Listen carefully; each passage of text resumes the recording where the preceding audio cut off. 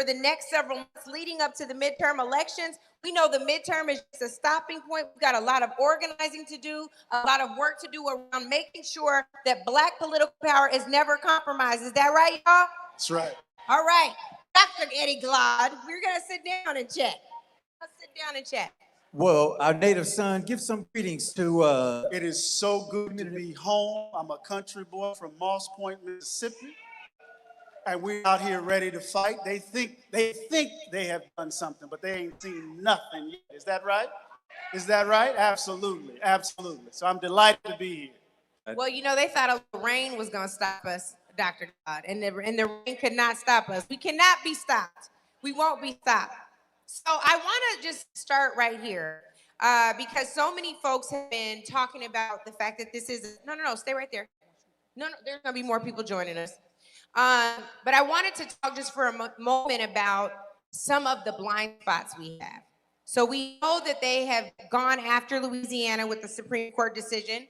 We know after the Louisiana decision, Alabama said, well, hold my beer. Let me check on these maps too. So now they've got Alabama in the crosshairs. We saw what Tennessee did, not only changing their map, removing the only majority-minority district in the state of Tennessee, but also saying, you know what, we're going to go a little further. We're going to take all of these folks who stood up for black voices and Black voters, we're going to take them for their committees. Black people and white women and one white man, all of the rest of the white male Democrats could, white male Democrats could keep their committees. But what's interesting, and I don't know if you all are following this, I'm from the state of Washington. There are Washington legislators, I won't say what party since this is a non-partisan event, but y'all can figure it out, read between the lines. They pursued a map to remove a majority-minority state legislative district in Washington state. We're not supposed to be touched there, right, y'all? They just appealed to the Supreme Court. So I want to ground us in, this is not a regional battle. We know that we need to come here because this is the birthplace of our movement.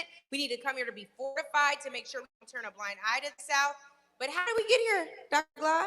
Well, first of all, I just want to say that it's an honor to be in this conversation, and so much is happening. But, you know, I keep thinking of something Malcolm X said since we've just passed his birthday, right? Malcolm said, as long as you're south of the Canadian border, you're in the South. Part of what he's trying to suggest here is that the ethos of the South is the beating heart of the nation. The South as a region has to bear the burden of the country's sins. But the country's sins don't belong to the South alone. So what we're seeing is an all-out effort, right? And the South is just simply the incubator for the evil that will be transferred across the country. Because remember, one of the first gestures was to California, right? And so if we wanted to tell the story of the country, Washington, Oregon, these are places that were fundamentally, particularly a state like Oregon, was all right for a moment, right? So we're in this I think we're in a moment in American history that we can best describe as a second lost cause. A second lost cause. And what's so interesting about the lost cause, of course, it has everything to do with telling a particular story of the country. It has everything to do with a certain kind of historical memory. It has everything to do with disenfranchising Black folk. It has everything to do with a kind of violent seizure of power. Think about it. We're right here in Mississippi, facing redistricting here in Mississippi. It was the Mississippi plan that became the blueprint for the South. We think about what happened in Vicksburg in 1875. And we think about what the Mississippi plan included. It included, of course, violence. It included a coup. Governor Ames was run out of here. But it also involved a wholesale disenfranchisement of Black folk, which led, of course, was consolidated by the 1890s in the state. So what we're seeing is an iteration, a modern iteration of sensibility that's in the soil of the country, not just in the South. Right? And so part of our task is not to read this moment as somehow unusual, but as simply the underbelly of the nation making itself known. So it gives us a sense of the scope and scale of what we have to do in this moment. It's more than just simply registering to vote. It's more than just simply mobilizing. We have to stay there. Tell us what else, because I do think, and if we're honest, we're having a family discussion, right? we default to this is why we got to register to vote and why we got to turn out in November. Both things are true. But what else does civic engagement look like? What else does fighting back look like in this moment, Dr. I think this is the key, right? We have to break the back of the politics that produce the moment. I mean, we're in farm country, right? Well, not necessarily Jackson, but you know what I mean. If the acidity of the soil is such that it can only grow weeds, what you supposed to do? You're supposed to change the soil. So it's this soil in the country that produced Trumpism. And so you just can't continue to plant in it. You got to change the soil. And so part of what we need to do is in my view, and this is just mine, we need to expand the courts, right? I think we also need to address the Electoral College, abolish or address the Electoral College. We need to engage in political action that will fundamentally transform how we engage in it. And the one thing we have to do is that we can no longer be a captured electorate. It can't be the case that our interests have to be muted in order to engage the body politic. We can't sacrifice our interests for the name of something broader, for something more general, because we see that we do at some point it's going to be to our detriment. You know, it's interesting with Dr. Eddie. We were talking last week, and I'd be interested in what the audience thinks about how we as Black people leverage our political vote, our political power.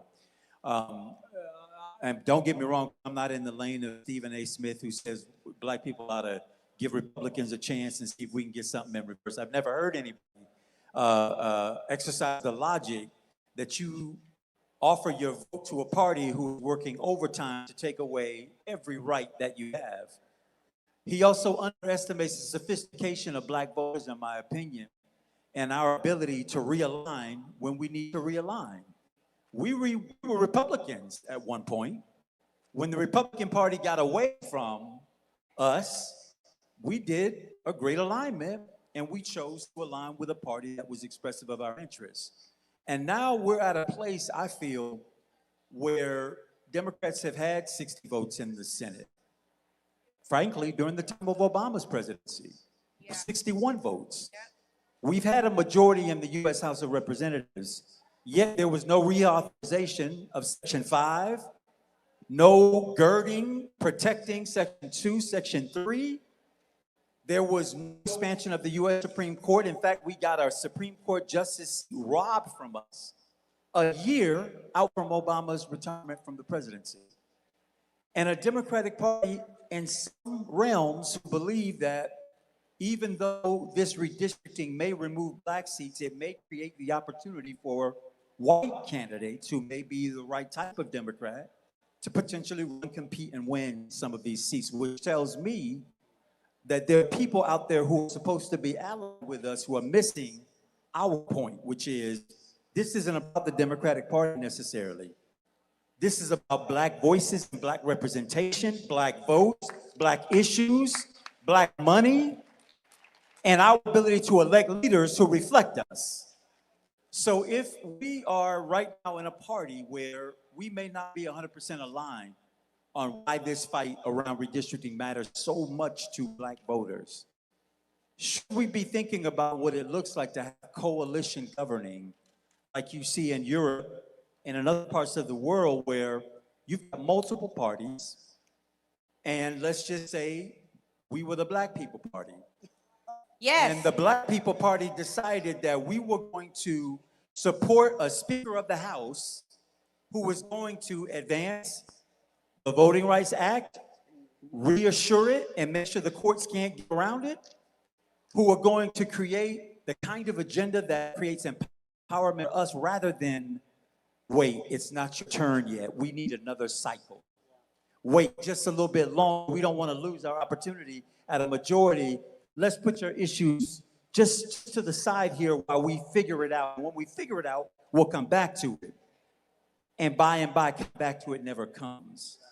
So when you talk about the soil being rotten, the soil producing weeds, which are of no value, how do we deal in a climate where we are basically run down on every side. We've got enemies all around. I mean, that was just a brilliant analysis, Brother Andrew. Let me just say this. We know the limits of the two-party system in the United States and how that impacts political demand. But one thing we need to be mindful of, and this is what I take from your analysis, and Angela, I would love what you think about this too. Our movement cannot function as the left wing of the Democratic Party. I want to say that again. Our movement cannot function as the left wing of the Democratic Party because it means that Black interest, however we define Black interest, gets circumscribed, constrained by the interest of the party. One of the things that there's a story we can tell about how the movement got conscripted, drafted into this form. Some people will say it's Jesse's 88 campaign that made that happen. That's too narrow. But the point is, when we reduce our interest to the well-being of the party, we then, in fact, position ourselves to be left behind. And so there, it's a cliche, but there are no permanent friends. There are only permanent interests. In a certain way, right? And what does that mean for us? That means we have to do the hard work of unpacking what those interests are and what kinds of policies we need in order to secure the flourishing of the communities we care most about. Because people are willing to sacrifice us for whatever they want. Well, and here's the thing about that, and I think it's really important, again, for all of us. This is a nonpartisan event. But what we know is that racism is bipartisan and nonpartisan. There folks don't know bounds when it comes time to figure out who the sacrificial lamb is, and to the point, we are always the sacrificial lamb. But what I think is most exciting about this moment we're in, you talked about a Black party. It's also about voting Black interests. And I see a former U.S. attorney who was appointed under the Biden administration, was seeking a judgeship, and the Senate paused on his nomination to a United States Senator here by the name of Cindy Hyde-Smith. He's here today, and he will be joining us shortly. He's running for the United States Senate. Y'all give it up for Scott Cologne. I know we got some technical things to work out. He's getting mic'd up, but while that happens, I do think it's important for us to lean in right now around our political power. There's just a huge, amazing rally in Montgomery, Alabama, convened by many of our nation's civil rights orgs, including NAACP. One of the leaders of that tremendous convening with more than 6,500 people, 82 satellite events in 24 states is sitting right here on the front row. Y'all, please give it up for Melanie Campbell, who's the creator of the Black Women's Roundtable, the National Coalition on Black Civic Participation. Y'all can do better than that. She organized us. Come on. Has been doing that. But I think this is the part. I don't want to speak for Melanie, but I'm going to just for a moment. She has to be looking at this moment. Like, Andrew, you have to be looking at this moment. Like, how many times did we have to tell y'all this is where we were headed? How many times did we have to sound the alarm for crisis at this level to hit for you to take us seriously? How many times do you have to yell, get out the vote because it can get worse? Do it because your ancestors died for the right. How many times did it have to happen? And what will it take for us to never get here again? Part of it, for me, even as I was asking and discussing that, just here a moment ago about what do we do with our power when it feels like we're always the ones whose list get moved to the bottom. Anytime we find ourselves, or rather the larger structure finds itself between a rock and a hard place. The problem is that when you got Satan 2.0 on one hand and an imperfect ally on the other end, we know that we're going to get the worst of the worst of the worst of the worst if this devil wins. And in this place, we got to negotiate ourselves, and we may get something, but we're not going to get really what we need. So, y'all, I feel like It's a rock and a hard place is, my mama and grandmama used to say it all the time, but I feel like it's insufficient to describe the moment, right? It's crisis on every side. 600,000 black women began the year with a job, and halfway through it, in this Trump administration, are without. We're talking about the people who breathe life and love and history and future into our community, who now have to think differently about this thing because no longer does what I bring in make a way for house and home. So we're in crisis.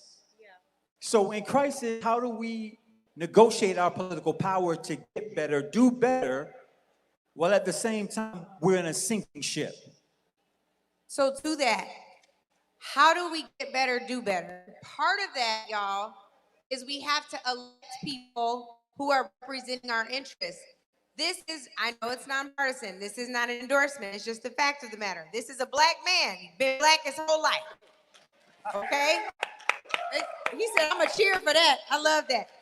Right? So I want you to talk about, Scott, why it's important for you to take on a state like Mississippi. There are people who would look at how statewide races normally perform, how candidates have performed over the last several decades, and say, this is an uphill battle. It's a hill not worth climbing. What made you say, I absolutely need to do this, and my time is now?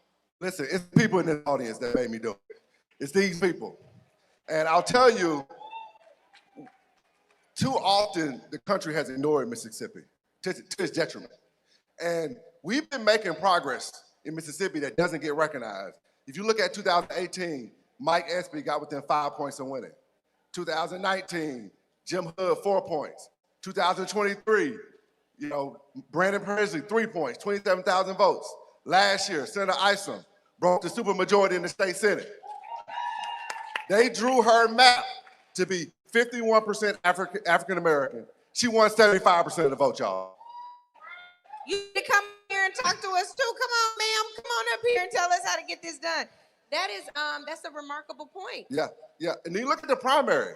When I first announced, a lot of people told me across the country that, it wasn't even worth me running. They weren't gonna give me the time of day. So I went out and I campaigned all across the state of Mississippi. I've been to probably 40 of the 82 counties already.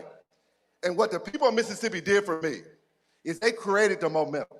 Because in that primary, we increased turnout by 90%. We closed the gap between the Republican primary voters and the Democratic primary voters by 20 points. And we didn't have that much money to spend. The people did it. And at the end of the poll came out showing that within 3 points of beating Cindy Hyde-Smith, that when the voters are informed about what I'm running on and what my values are, we're actually up 1 point. Because here's the mistake, people like, I call it Cindy High Prices because all we got is high prices from her. I'm just going to remind the candidate, is this still a nonpartisan event before we go too far down this road? Thank you for that reminder. But I think the mistake that people that are trying to take us back are making in this moment is everybody understands when they go to the gas station, the prices are too high. Everybody understands they go to the grocery store, the prices are too high. Everybody understands that Greenwood Hospital now says it's filing for bankruptcy, which is going to cause chaos to the Delta. It's going to take away health care. It's going to cause that economy to go further and further in the wrong direction. Everybody understands that, and they're not talking about those issues at all. They're not trying to make the average Mississippian's life better. They are trying to divide us and distract us because it's all about them keeping power. They don't want the voters to pick them anymore. They want to pick their voters. And what we got to do in the state is we got to come together and we got to show the country that our future is better than our past. Together, we can write a chapter for our state that shows the country that we matter. I love that. Senator, soon to be senator. Yes, sir. And I believe we got the Republican supermajority breaking member of the legislature.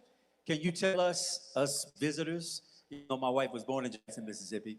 Can you tell us what you did to make the difference there? And moreover, do you see that colleagues on the side who are willing to be people of conscience and of goodwill and stewards of democracy and the Constitution, not just in word, but in deed, and stop some of these overreaches for power, taking away the vote of Black folks in the state.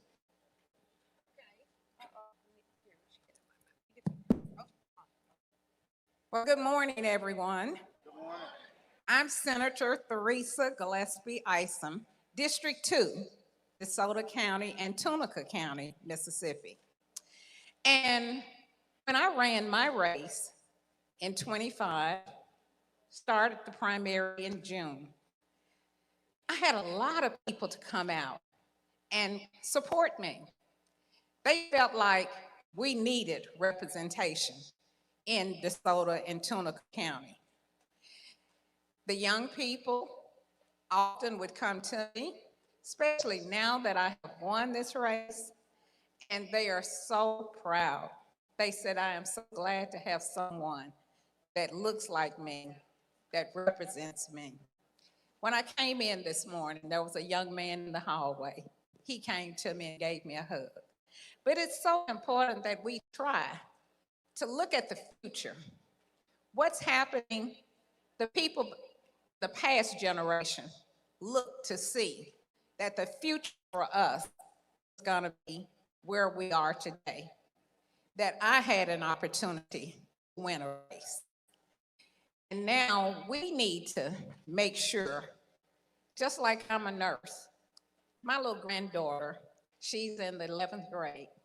I asked her, what does she want to do? She put down she wants to be a nurse. So she may want to also become a senator or be someone in politics. We need to give them that opportunity. Let their voice be heard.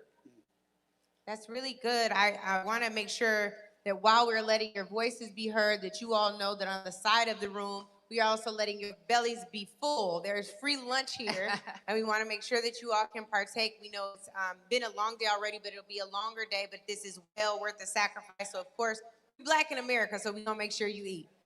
I want to also open this up. Lolo, I'm not sure where you are, but we have a mic floating audience Q&A. This was intended to be a town hall and an interactive conversation. We already had one comment. We had a vet come up and say, I don't know why that flag is hanging right side up. This country's in a mess. It need to be upside down. And I was like, well. So I want to make sure we open up questions. But Dr., I know you wanted to say something for a minute. I wanted to ask the question.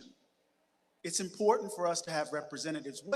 What's the substantive policy positions that you're bringing to your constituencies that excites them? What's different about you that can change the face of politics in the state of Mississippi? Well, I'll tell you, Doc, I represent a district that's majority white. It's district attorney, 57% white. And when I ran for that race, they told me I had no chance to win. I was running against a 27-year incumbent, and I was running on criminal justice reform. In my first speech, I said, listen, we're sending too many people to prison. If sending people to prison made everybody safe, we'd be the safest place on the world. But the reality is much more complicated than that. And we have to be smart on crime. And what I found was there's issues in Mississippi that working people can unite around that don't sound partisan. So when I go, I ran into a Republican voter in Calhoun County. Initially, he didn't want to take my card. He said, well, what? I told him because I was a Democrat. And I said, well, let me tell you the type of Democrat I am. I'm for higher wages. We haven't raised the minimum wage in close to 20 years. And if you raise the minimum wage, you boost all wages. I'm for lower cost. The tariffs are destroying farmers, it's destroying people at the grocery store, causing chaos for small businesses. That's not good for Mississippi. And last, I'm for affordable, accessible health care for everybody. Those are the values I'm running on. Those are not partisan issues. Those are Mississippi issues.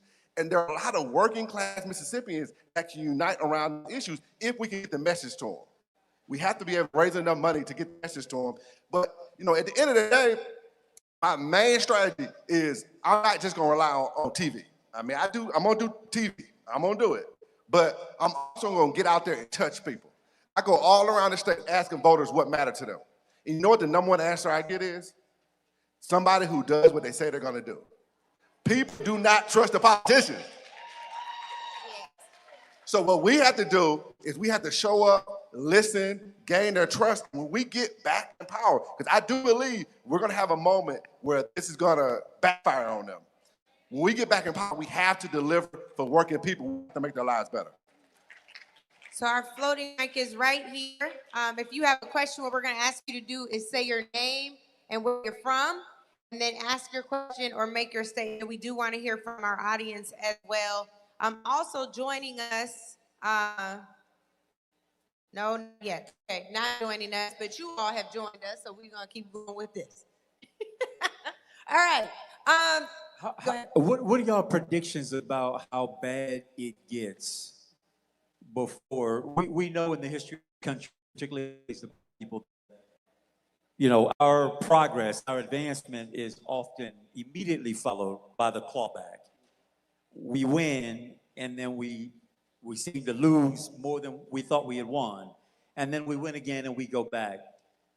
In the moment where we right now find ourselves, as we think about this redistricting battle and the stripping away and the reductionist politics that reduces our vote and our impact, what do you think the floor is? What does the floor look like before we shoot back to a ceiling, if we shoot back? I think the floor is very low. There is no floor.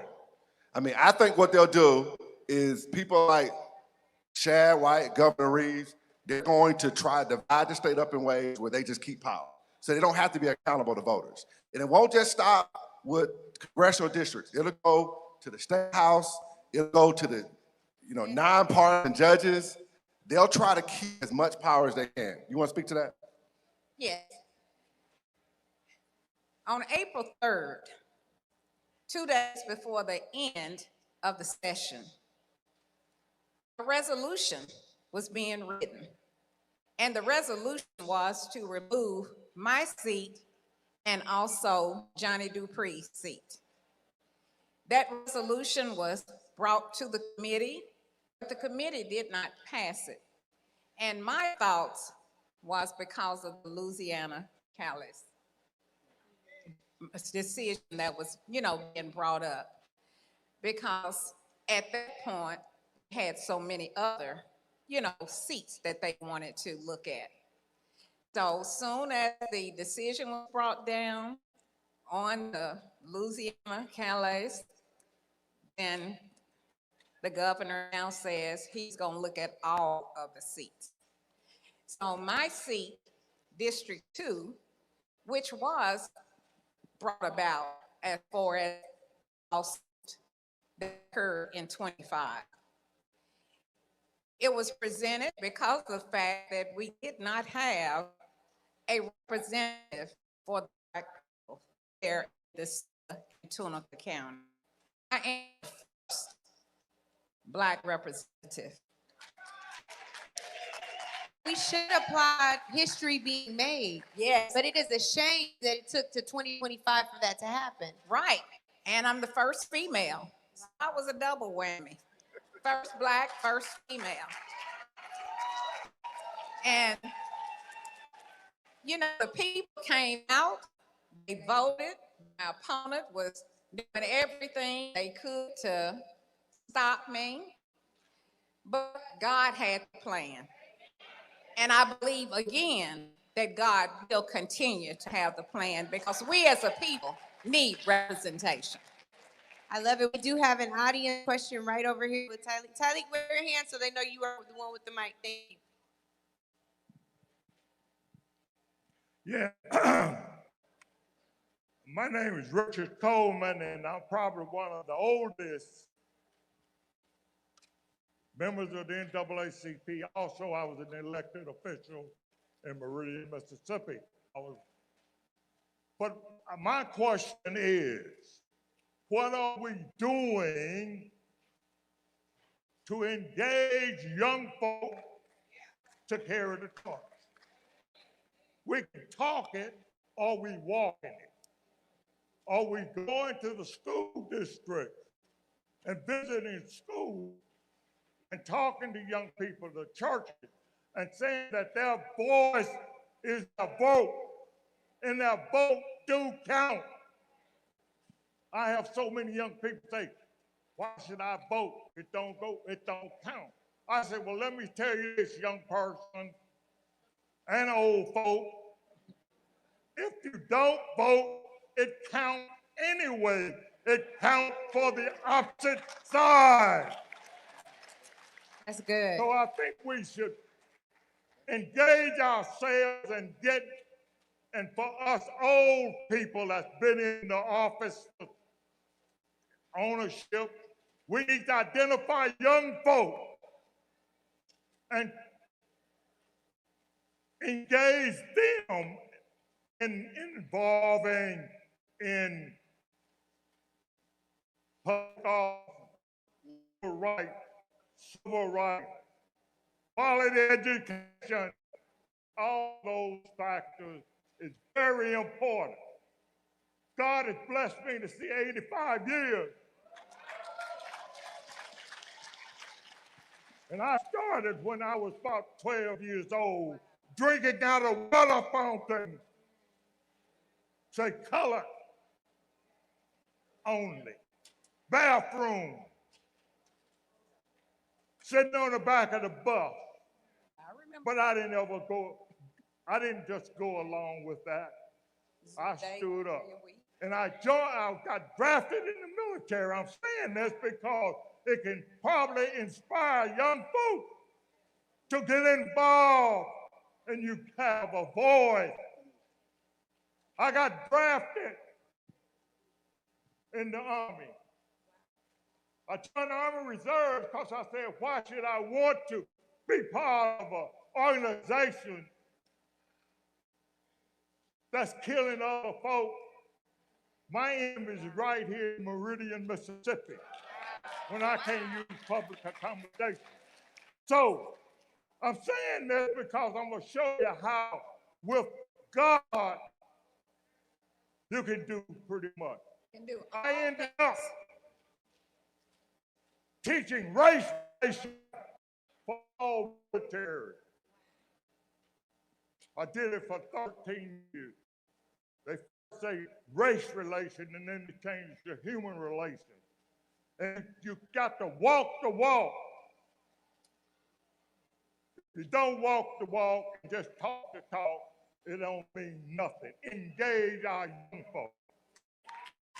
Wow, thank you so much, Mr. Coleman. Talik, I'm actually gonna have you address the part that was his, that was extremely powerful. Thank you, because we need to deepen into the reminders of our history for those of us who don't know, and for you to be here walking history, proud of where you come from, and understand how much you had to fight. That is so encouraging. I want you for a moment to address what we're doing or what we must do to engage young people.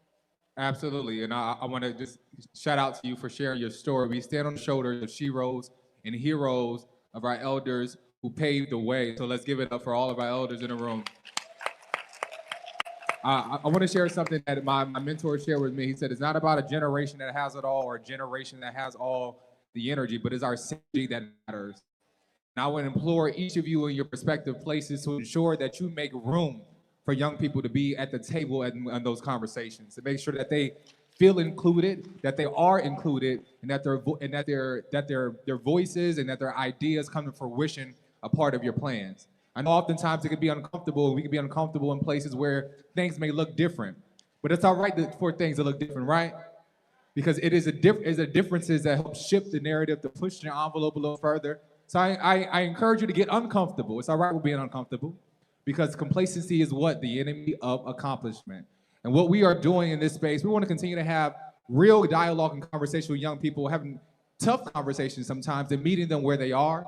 So that means showing up in different places. Yes, we are engaging them on our college campuses and our youth councils and et cetera, and in schools, but also where are we meeting them outside the schools? Where are they meeting at? Where are they convening at? And so meeting them where they are is going to be important for us. And we also want to make sure that they are the ones telling the story, that their story matters. Our young people, you can walk in there with your head held high, your shoulders lifted, God sent you there because your story matters. And oftentimes they try to discount the story or the upbringing of where our young people come from. They all have their own lived experiences, so we want to lift up their storytelling so they can tell the story and the narrative why this is important to them. And that's why we just launched our digital organizers. I'm gonna do a kudos. Youth in College is celebrating 90 years this year. I mean, and so we were also going to ensure that we are continuing to build legacy and also empowering our young folks to be connected to our elders, but also of how they can build what this new generation of activism looks like in the 21st century. Tyleek, I'm gonna keep you in the hot seat, and I'm also gonna put all young people in the room in the hot seat. If you are 18 or under, can you raise your hand? Okay, I see a few. I think they in school. I'm about to raise my hand too, because some of y'all, I think y'all not telling the truth. I'm raising my hand too. I'm just checking. It's okay, just in case. Because my dad used to take me out of school for stuff like this. So pardon activist in me. Hey, baby, you cheating, because your daddy got the mic. We're going to come to you another time. But I want to get some college-age students. If you're 18 to 24, raise your hands. There's about 3, 4, 5. Okay. So, Tyleek, I want you to go find a student, stand by them, because the NAACP just announced Out of Bounds. We did. Out of Bounds is trying to get young people, the fans, the states that are impacted or impacting us in the SEC, all of the public schools, the public colleges, restricting our athletes, Black student athletes, from going to those schools because of your administrations cannot stand up for Black voting power, our rights. Our students should not have to go play at your university. And I've seen a lot of people having a lot to say about what could be done, what should be done better, and we stay the perfect being the enemy of the good. We got to do something, and I would argue now the next frontier is economic, right? So, Tyleek, I want you to weigh in here. If you see a college student that has something to say about this, we can have a debate. Some good debaters up here, but we got to do something next. Go ahead. That's right. Ain't nothing wrong with debate. We did just Out of Bounds, like I said. Our Black athletes are making these colleges millions and millions of dollars, and so we're saying, how can we redirect that power and give them the authority over their talents? And oftentimes this is a conversation of how the college athletics is looking at our students as if proper. They're not. They are their talents, and we're encouraging our students. If your university, recruitment is just no longer about if it's a good facility.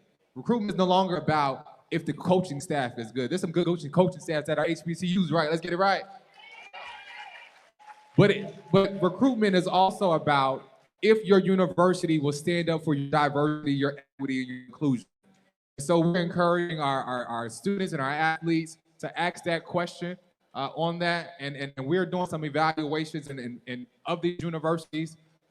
So that is our encouragement. But this is not only on the students as well. This is on the fans. This is on the alumni. This is on our corporate, our donors that is going to these universities. We encourage you, don't buy a ticket. The season pass that you got last year, don't get it again until they get it right. And so we have to use our economic power to ensure we are holding them accountable. I think this is really important. We can talk about the historical parallels and the repetition. Let's be clear. This ain't 1965. It's not 1865. We're not the Black people of 1965 or 1865. And so part of what we have to do is to understand our power and exercise it with intent, right, and purpose. We have to figure out the leverage points. We have more capacity in our community than we've ever had. We have people who have been positioned in places of power in ways that we've rarely had. The numbers such. We don't need to sit back on our heels and watch white folk lose their mind. So the question for us is, what are our leverage points? And I say this, that the economic is not the next frontier, Sister Ange. It's always been here. It's always been here. So what are the leverage points? And what are the sacrifices requisite for us to speak truth, exercise the power we've gained up to this time? And if you are in a position of power, whether you're in a law firm, whether you're at a university, whether you are in a media institution and you're not exercising that power, what the hell are you there in the first place? So we got young men with NIL, young women with NILs. They're going to make a bunch, they're going to get the bag. What are you getting it for and for whom? We have to begin to leverage our power like we got it. And stop acting like these folk can move on us and we're just going to sit here and sing. We got to figure out how we're going to move. In other words, can we exercise some power with the power we have? Does that make sense? Absolutely. It would also make sense at this time. He's been key in organizing most of the activities today and so much more. He is our good brother and friend, Charles, he is the Mississippi Conference Executive Director of NAACP. We're gonna have him join us now. I need one of these shirts, Charles. Yes, I fight for voting rights. Y'all can do better than that. We've been working hard fighting for Black people. Let's go. That's better. Good morning, good morning. So we got 2,000 shirts, so I know I got at least one for you, Angela. I appreciate that. You know, And Black people like free stuff. I definitely yeah. want my shirt. I'd wear it right now if I had it. And I'm grateful for you and Andrew and Eddie being here in Mississippi. Thank you. Mississippi is always home to you, and especially to you. Absolutely. Oh, we have another question right here. Question. My name is Robert Irvin, and I live here in Jackson, Mississippi. And my question is, when we talk about race, we're all people of color. That's Caucasians. Kylie, we can't hear. Have the mic a little closer. My name is Robert Irvin, and my question is, we are all people of color. That's including Caucasians. They are of color. We are all, and we're gonna stand together. We have to unite. Divided we together we stand, and divided we fall. So we have to incorporate all races of color to stand against racism, because we have a felon in the White House, and we need to get him out. Amen. Senator. Okay, I just wanted to make a point, and that is when we talk about our youth. One of the things I think that we often forget, I was an educator of nursing, but for our children and our young adults, they took civics out of schools. When we went to school, we had that as a class. So now that's being put back into the curriculum. It was a bill, has been passed, so the students will get that. And I know in DeSoto County, the students, before they graduate, they have to register to vote. That is a part. So all of those things, when we talk about our youth, we have to remember that they didn't go the same way that we went. I was so glad when I got 18 that I could register to vote, but it hadn't been pressed upon them. They hadn't had the struggles that we did when we were coming up. So that made a big difference. So now that this is going to be placed back, hopefully the youth and the young adults will start, taking it important that it's need to be registered to vote. When Kamala Harris was running, I did 35 voter registration drives. I registered 298 people. And in talking with some of the youth when I would go to them, my vote doesn't make a difference. I don't need to vote. Or if I put my name on there, then they're gonna call me for jury duty. So they didn't have an understanding. So now we need to be able to educate, and being placed back in the curriculum of the school, I think it will help. Just speaking of jury duty, having been a person who needed a jury to decide against or for me, for the truth, you ought to be honored to be called for jury. Right. Because I didn't, this isn't the point, but if you ever find yourself in the crosshairs of this government, and quite frankly, but for God, there go any of us. you better pray, you better hope that somebody who looks like you, has your shared experience, is willing to ask some questions, is willing to turn some tables, is willing to say, I don't know that that's the truth. Yes. Can you prove it? Because the absence of us being on juries means that your life oftentimes can be left in the hands of people who don't see you as an equal. Yeah. From your very presence in the room, have concluded that you're a threat, that you're no good, that you're a taker and not a giver, and that you deserve the worst of the worst of the worst that they can admonish you for. So anybody who has that conception of, I don't want to register because I don't want to be on a jury, think about yourself. And if you ever needed a juror on the other side, not going to be Somebody for that you, looks like you. but who is going to see you as a person and hear you. That's what you want. Not somebody who's in your pocket, but who will hear you.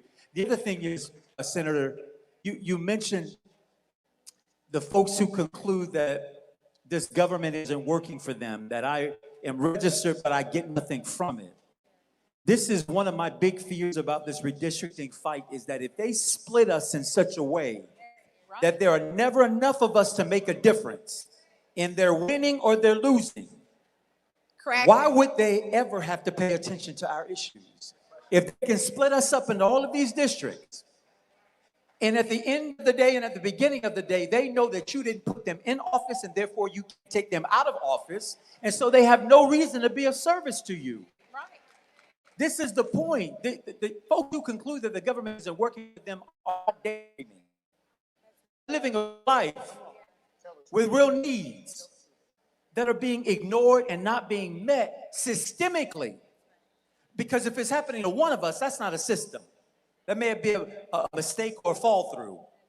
Maybe 2 of us of 10, that's an anomaly. But when 9 of 10 of us are coming into the same situation where we express our issues, make a demand, and it gets ignored, that's no longer an exception, that's a system. That's deliberate. It's the input, and that will always be the output. So the threat of this redistricting isn't just you losing faces that look like us and people who have our shared experience having opportunities to lead us.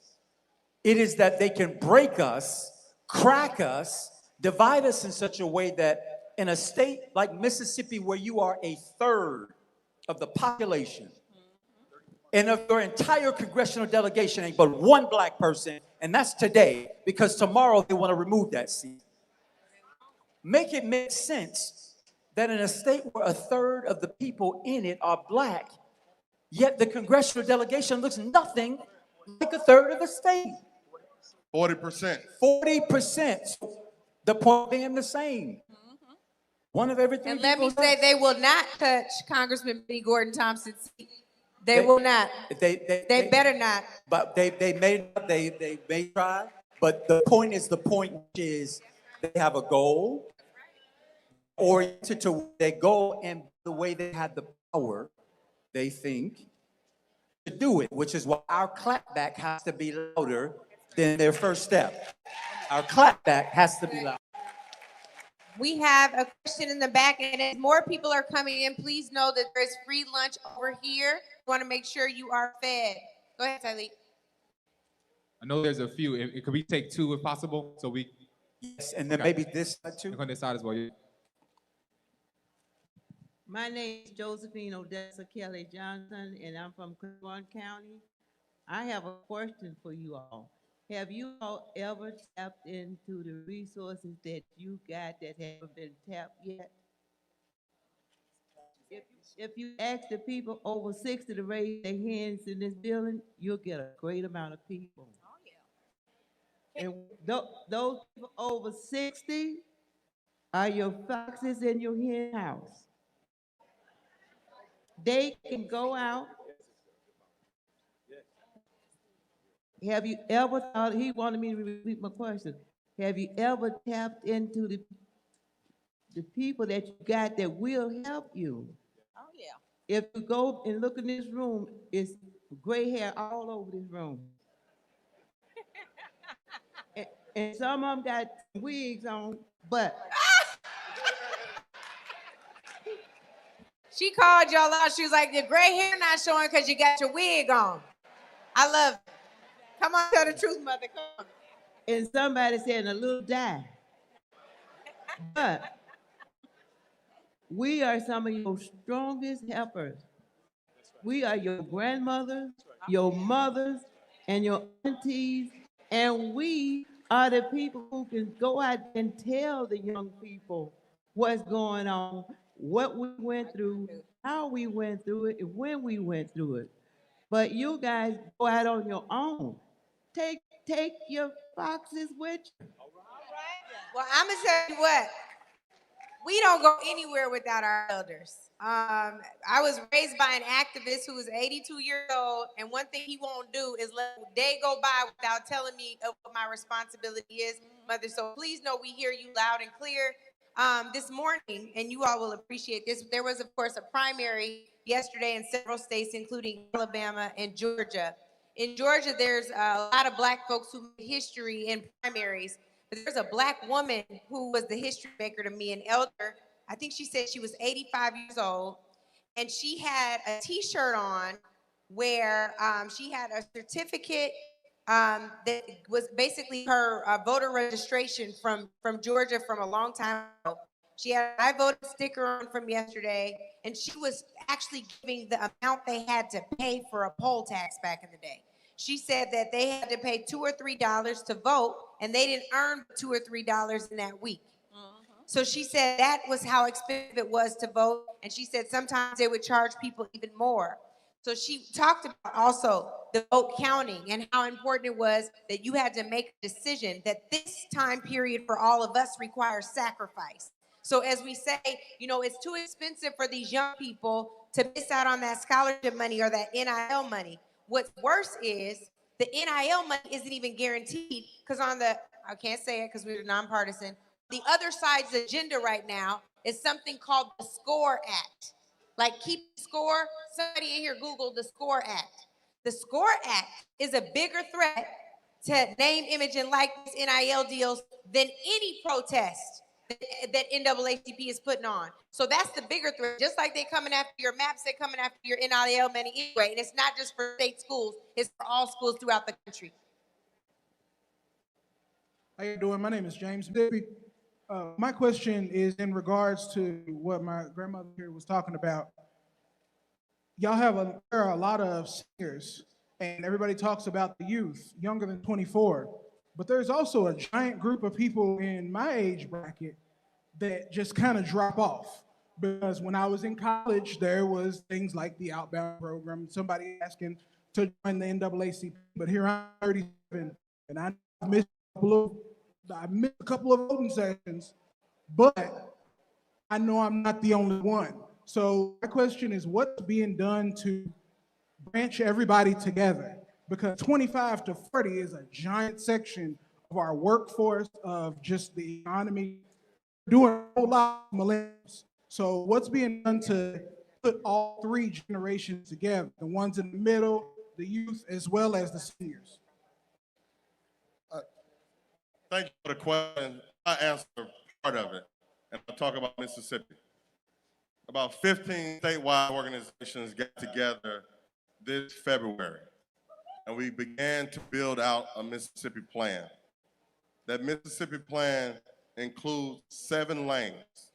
Each of the organizations said what was their primary, secondary, and tertiary lane as it relates to the plan. Because what you said is true. I'm gonna say this. Mississippi is not just a moral argument. It is simple math. But in order for that math to work, we have to come together. If I look at this election cycle, parity among African Americans would mean that we have to turn out an additional 75,000 African Americans. The question becomes how? Don't have enough time to get into grave detail, but just understand that their plan is coming together.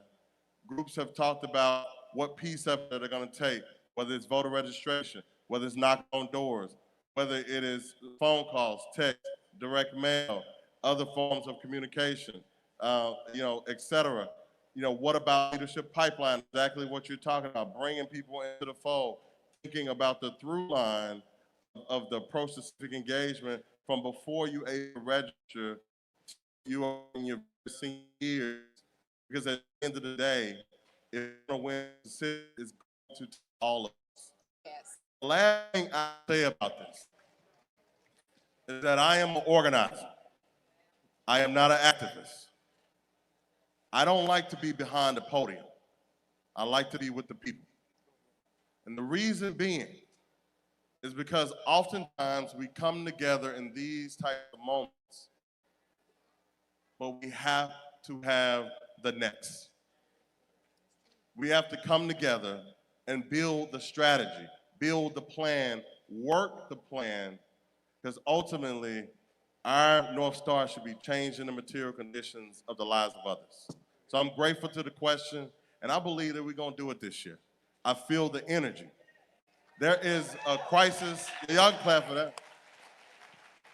There is a crisis within this moment, but within every moment of crisis, there's an equal opportunity. So let's look at that opportunity.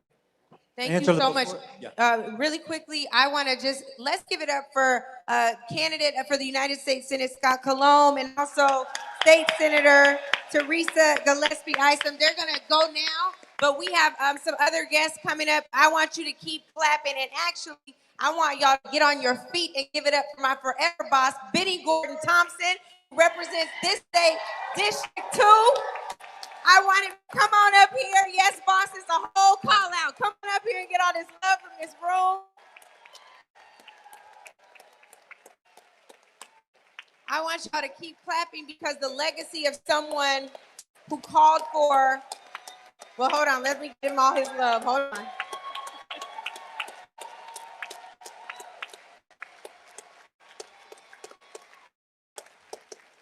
I want you all to keep clapping because there's a giant among us.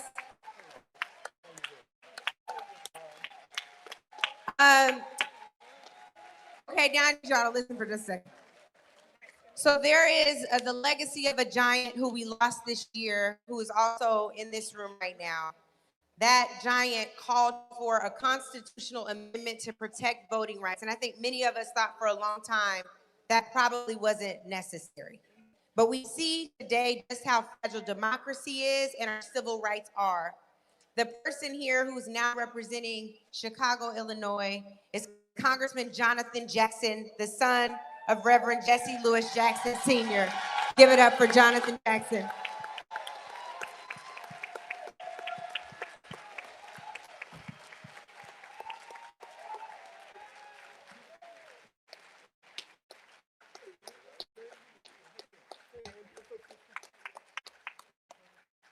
Okay, well, we got here from my boss, Congressman Thompson. We're in the fight for our lives. You've been under the tutelage of Fannie Lou Hamer, a SNCC representative and organizer. Did you think that we would ever be in this moment? If you had asked me that a month ago, I'd said hope springs eternal. But after this egregious Supreme Court decision, we're in trouble. And part of the reason we are here today is because we have to come together with a solution. And it's not a short-term solution, it's a long-term solution. Because if our governor in this state say that a congressperson votes health care, housing, economic opportunity, education, his constituents is a reign of terror. Give me a break. You understand? So what we have to do is make sure that we remember who we are and whose we are. It's absolutely important. Look, I asked Congressman Jackson to come for a lot of reasons. He has more folk from Mississippi in his Chicago district than I almost have in the second district. But he understands clearly what the problems are. Destinies are together.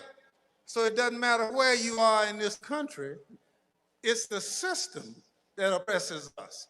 And anytime the system goes against us, we have to unite.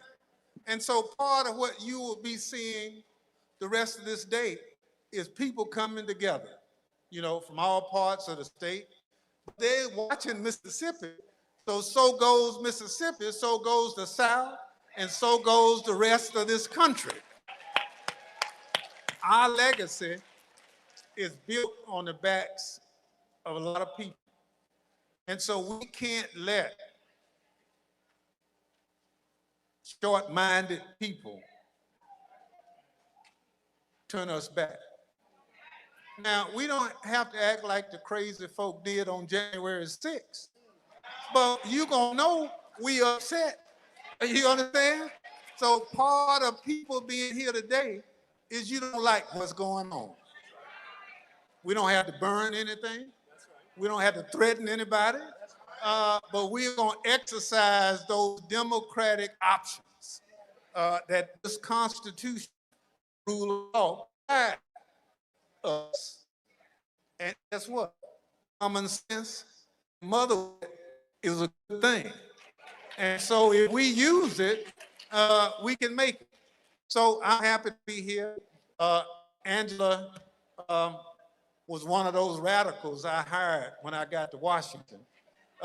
Because they said, you don't need to hire people who got their own mind.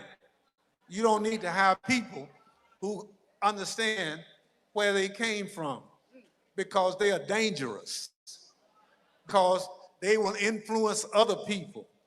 And pretty soon, you can't tell them anything. Now, you do know who them is. If you don't see Eddie Glaude before you leave, he'll explain to you who them is. Thank you so much, Congressman Thompson. I learned from the best radical there is. That would be Benny Gordon He Thompson. basically said he can't tell you nothing. That's not what he meant. That you I got think your that's own what he mind. said. That's what he said. I just so we're clear, guys, co-host. This is when I said my former boss on a call just the other day, and he said, "You mean forever boss?" So try again. This is Congressman Benny Thompson. Before Charles Taylor got up, you all already heard him say that he would prefer to organize people, be amongst the people. He's not for the big stage. So much so he got off without us telling him thank you, Charles. And I also want to acknowledge our NAACP national president, who is talking right now, but he's on his way up to the stage. Derek Johnson, give it up for Derek Johnson, everybody. He's on his way up. And before Derek joins us, I do want to give the floor to Congressman Jonathan Jackson. Hello, thank you so much. Great to be back in Mississippi. I served from the Chicago's 1st, Illinois' 1st congressional district as Congressman Benny Thompson, my dear friend. For the purpose of this event, I'll just call him Uncle Benny. And we all know an Uncle Benny, that's somebody you can call when you have trouble and you can't necessarily go home first. But Uncle Benny has always been there, and I appreciate him, appreciate all the things we have in common. Let me share with you what brings me to Mississippi. Come on. What brings me to Mississippi is, the Mississippi River starts in Minnesota and ends here. The same Jim Crow that you have here made it all the way up to the north. We take the same I-55 from the south side of Chicago to end right here in Mississippi. What's starting here in Mississippi is coming to Chicago next. This same spirit of voter suppression, voter denial is under attack. And today, Mrs. Fannie Lou Hamer cannot be here. Medgar Evers cannot be here. And what a disgrace you have in your governor to call the Honorable Congressman Benny Thompson a terror. We can tell him something about terror. And I would look forward to meeting the governor to tell him something about terror. Every lynch noose was a terror. Every plantation whip was a terror. Every discrimination is a terror. We have been terrorized, and Congressman Benny Thompson has been a credit to the whole nation. If I had a chance to talk with your governor, I would tell him, take me to talk to Donald Trump and be like Congressman Benny Thompson and stand up in the face of terrorism.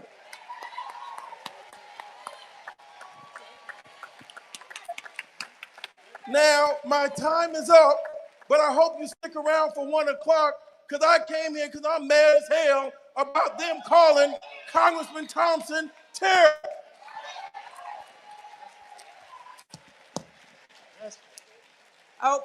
Before you speak, Mr. President, we have a couple of questions here. Teddy, go ahead.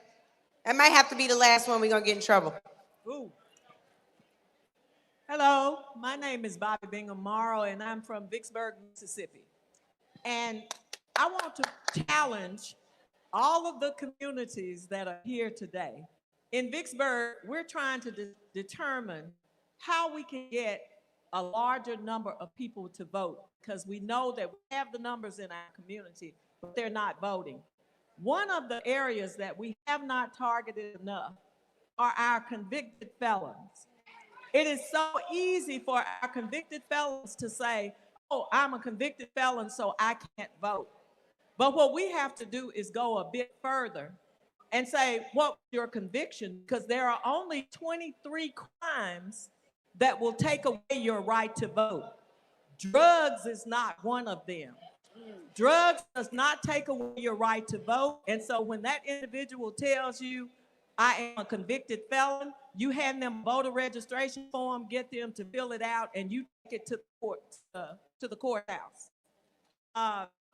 So that's one of the avenues that our younger people use to not take time to go to the polls to vote.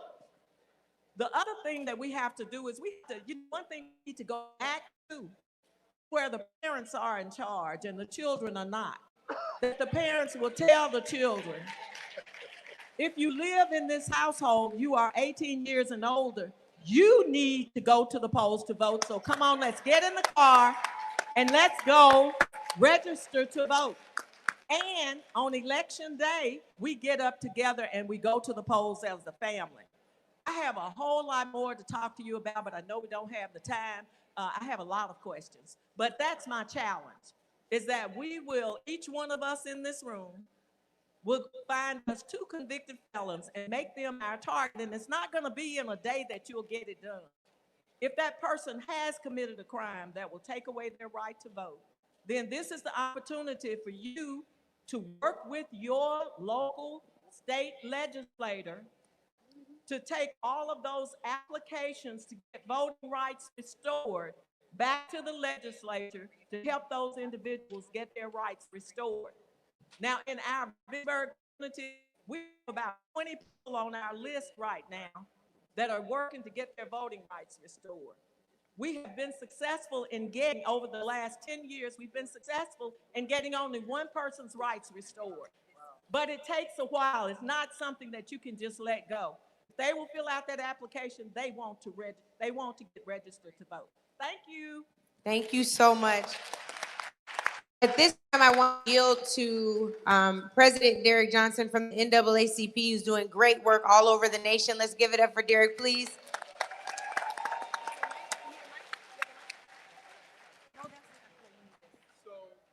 First of all, I want to thank all of you who have come out today. For Sweet Love and Bishop Thomas from Tennessee, President Jefferson came over from Arkansas. I see Brother Ali from Alabama. At the end of the day, we all we got. And we must stand together. I just left from a meeting with the Legislative Black Caucus. That's why I'm a little delayed. And I want to talk about 2 things. One, about our campaign that we launched yesterday, asking athletes not to go to schools where they don't respect their vote. And one of the caucus members asked me, says, can you explain it? Why is that significant? Because we don't believe in sharecropping. We should not perform on the football field or the basketball court so they can generate profit if they don't want to respect our vote and our input on public policy.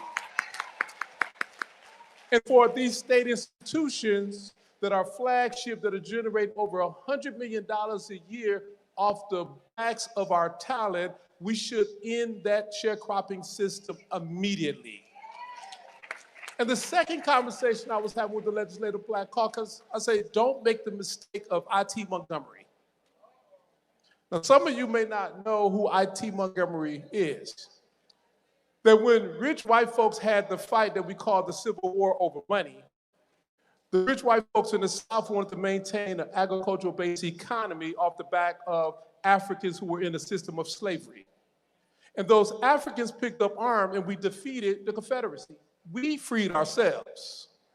And in that process, we were awarded the 13th and 14th and 15th Amendment, allowing us the ability to, the right to vote, full citizenship, and to negotiate our labor. And as a result, we got elected to the Mississippi State Legislature, and we created public education, among many other things.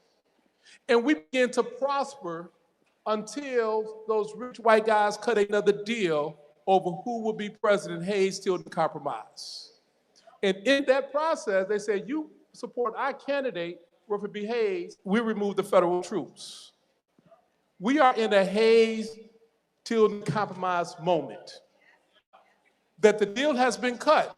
The Supreme Court has issued a bad decision, and now we have to be more unified than ever. But after the deal was cut during that time in the 1800s, I.T. Montgomery cut a deal for a little town of Mount Bayou. Say, I would support this if you leave Mount Bayou alone. And because he supported it, they gave them the license to move forward. Mount Bayou was created, but black folks all across the state of Mississippi was disenfranchised for 100 years. We are in that moment. And I charge, let's say the Black Caucus, I say, you are all you have. Don't go cut no side deal on redistricting. You are all you have. Lean into the wisdom at the table, because the expertise you're looking for is not going to fly in on an airplane. It's sitting around the table with you. Their name is Willie Bailey, who's seen this before, him and Frazier. Lean into that wisdom that you have, because Carol Rose fought and litigated, and we won, and he can do it again. Lean into the wisdom that you have, because we are all that we have. So in this moment, I am tickled, pleased to death. Look at this room. And the reason why, because we want to win this with rallies and demonstrations, although they be necessary. They're necessary because it is a stopping point between the work. It is the opportunity to energize and convene, so when we leave here, the destination is November. The opportunity is the engagement of communities who are looking for you and your directions and your ability to organize. I am tickled to death because my mentors sitting on one side and my teachers at the stage, both of them are focused on loving black people, and we love black people by empowering black people for black people to do for themselves when we are under attack. In this moment, we are all that we have. The power is with us. And I want to thank Angela and Andrew for bringing this platform, because Mississippi, we got to demonstrate for the rest of the country what is possible. We must demonstrate for the rest of the country what is possible. And what is possible is us coming together under a strategy with a destination, empowering our people to understand our history, because that history is powerful within itself. Thank you all. Thank you so much, Mr. President. At this time in our show, we normally have something called calls to action. So we'll briefly issue a call to action, all of us on the stage. There's very important, and we're going to listen to what Mississippi State Executive Director said, which is to make sure we don't leave from here, have this big gathering. I know Derek also supports this, and not leave here with something that we must do. So, Dr. Glad, I will start with you. Call to action. I think we need to identify those 18 to 39-year-olds, because they are overwhelmingly important in terms of the demographic in this country, voting demographic. We need to turn them out in massive numbers. So all we need to do is do the math. If we lost by 27,000 votes, how many of us didn't vote? Right? So we need to engage in finding particular people we know between 18 and 39, and at least turn out at least two of your partners. Bring them with you. Let's do what we know we can do because we have the power. Hear, hear. One, I just want to thank you all for being in this space today. I tell you, I looked over at Eddie with a tear in my eye because there are a lot of places that are under attack and not everybody is showing up. My mind goes, I know our civil rights history, but my mind goes real briefly to Minnesota, where at a time where bodies had already been laid on the ground, lives taken unnecessarily, a country bowed by a president who seemed lawless and is, who had no respect or regard for our humanity, black, white, or otherwise. Through the courage of a few people who added a few more people, who added a few more people that added up to a few thousand, weathering all kinds of cold, chilling temperatures, stood up. There was no election to be had. They stood up. They kept showing up. Even when their lives were on the line, they still showed up. And y'all, they faced down a tyrant who had to change his whole approach to how he was prosecuting the immigration war in this country.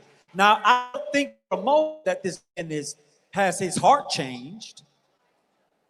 It's black. It's cold. But we were powerful enough, in spite of no election being on the line, to show up repeatedly, day after day, regardless of the consequence, to say we matter and you are not going to run over us. So Mississippi is that for the rest of us. Y'all are showing up. They're trying to take away our representation, our seats, our votes. They want us bloodied and bowed. And we're still showing up. So I just want to say, y'all, no one's going to save us but us. And you don't have to be part of an organization, although you need to be part of the NAACP, but I'm not asking you to be part of an organization. I'm saying wherever you sit, wherever you stand, wherever you draw breath,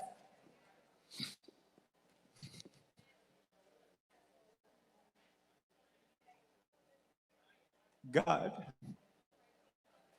has blessed every one of us. Breath in our bodies.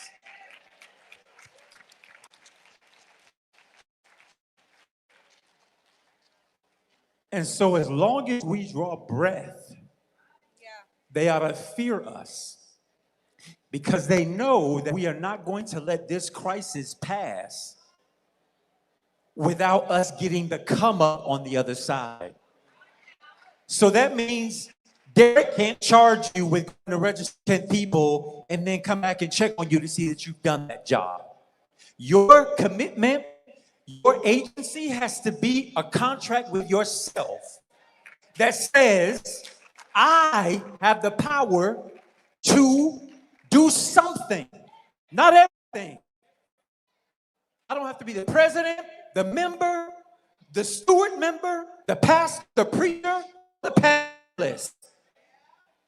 I have breath in my body and I can do something to make an impact. That's your charge. Do something. I appreciate that, Andrew. Do something is key. We are sitting in the state that did something, we have the evidence to prove it. Over 10% of all Black elected officials in the nation reside in the state of Mississippi. That didn't happen because we sat by as observers. That happened because we organized and we demonstrated power. November's election is only the stopping point to stop the bleeding, but the power of the Black community rests in each one of us. Step away from the egocentric leadership model where my title and my charisma is it, and lean into the community-centric leadership model that will protect all of us.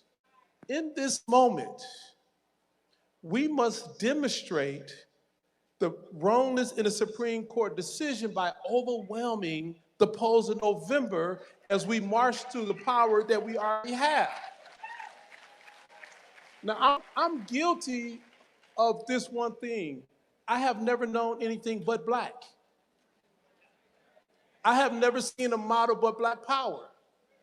I am blessed to grow up in a city called Detroit with a Tacoma Young, to move to Mississippi to go to Tougaloo College and work for Benny Thompson, only to realize that we are all that we need if we lean into one another.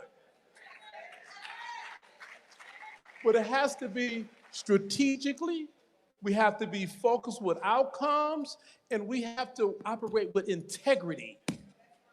Because it's with integrity that Henry Kersey created the whole landscape that got those black elected officials into place. It was integrity that caused us to join whatever vehicle for voice you decided to do, NAP, AKA, whatever D9, those are vehicles for voice. And it will be integrity not to lean into organizational supremacy, but lean into the power that we have with our community. So I love when Charles says, I'm not an activist, I'm an organizer. My charge to you is to be an organizer. Because the people in your communities are looking to you. They like to see Congressman Thompson. They sometimes want to hear me talk, but they're looking for you to give the support and direction that's needed to lean into the power we have in the black community.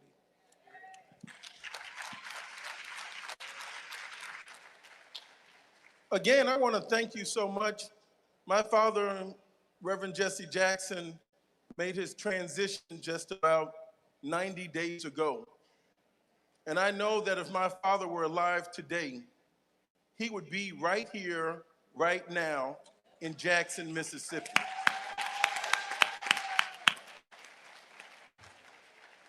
This year, I turned 60 years of age.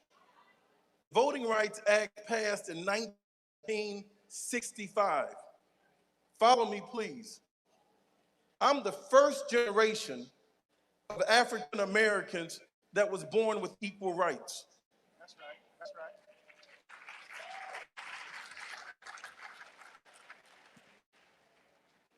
It's not that long ago and not that far away that we just got our rights.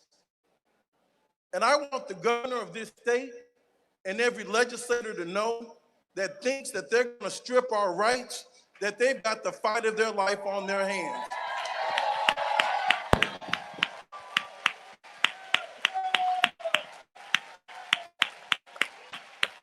I could not have been here with Reverend Martin Luther King. That was not my fate. I could not have been here with the Freedom Riders. I could not have been here with Schwerner, Cheney, and Goodman. But I thank God, and I am so excited. You got to hear me. I am so excited. One thing about growing up, Brother Claude, in the Jackson household, for morning, we just didn't have eggs and grits and bacon and toast. We got fed hope every morning.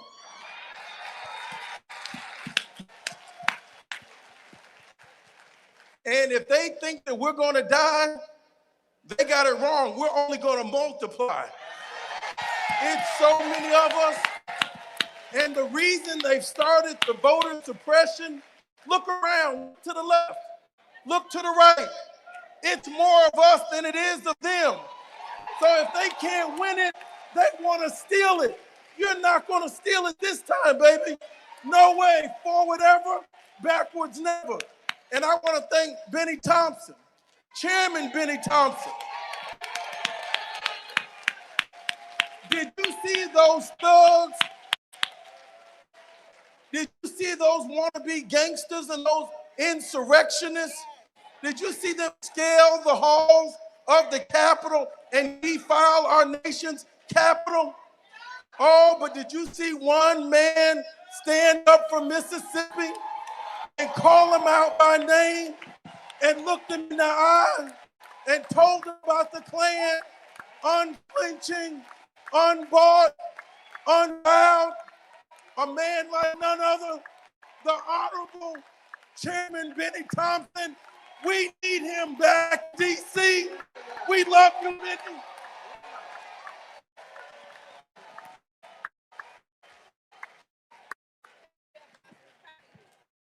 Well, look, very rarely am I at a loss for words.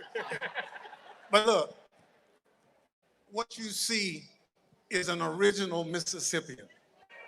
Look, my school was named Bolton Colored School.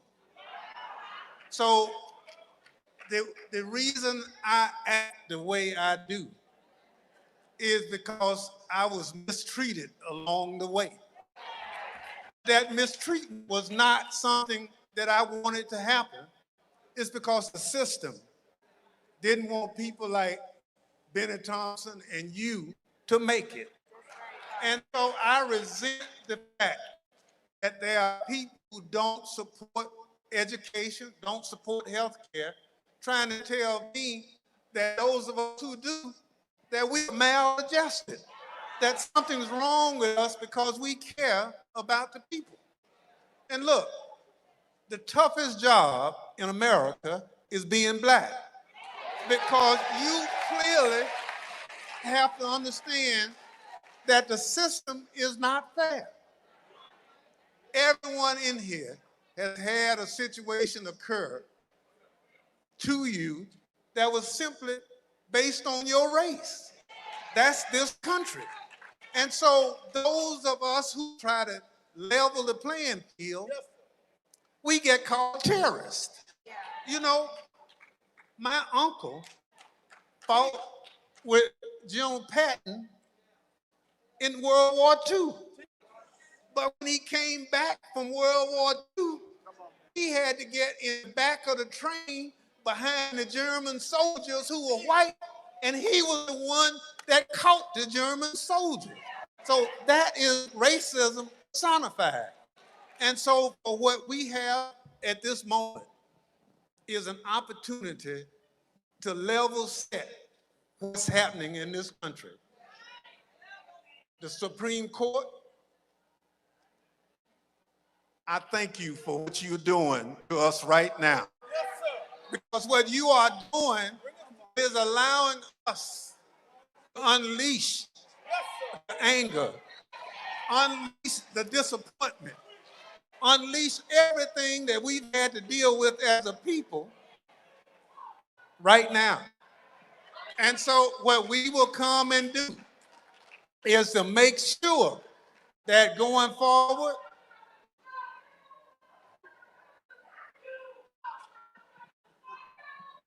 They're on our side. oh, okay. They just hype y'all. They're on our side.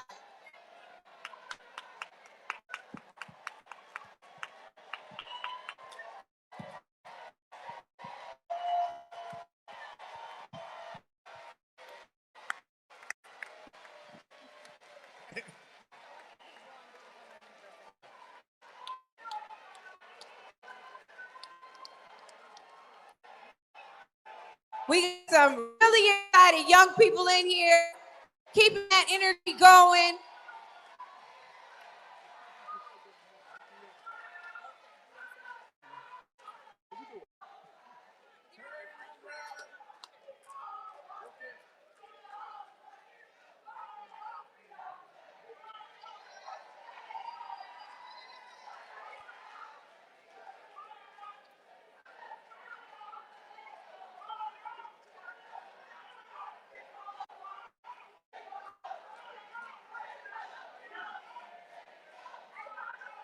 As the young people come in, this is a tribute not only to the NACP, but to Chokwe Lumumba and the People's Assembly. So let's give it up to the legacy of Chokwe Lumumba.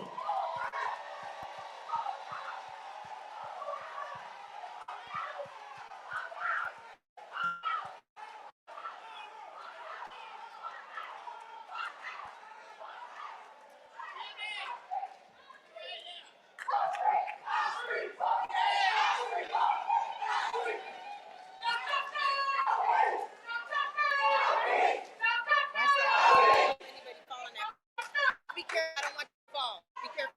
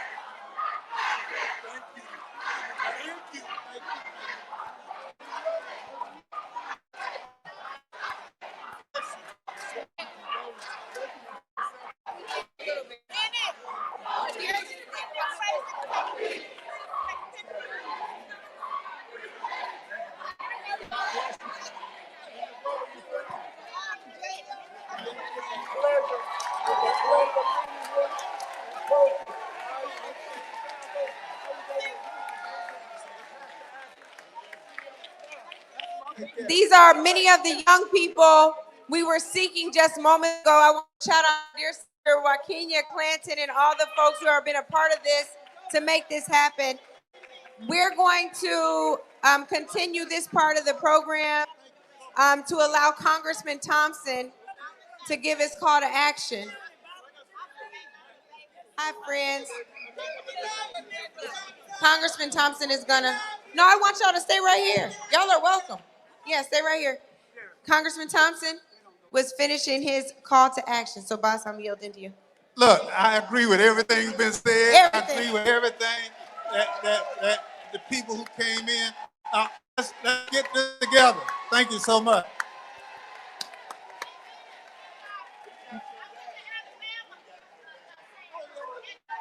Okay, we're getting ready to, love the energy.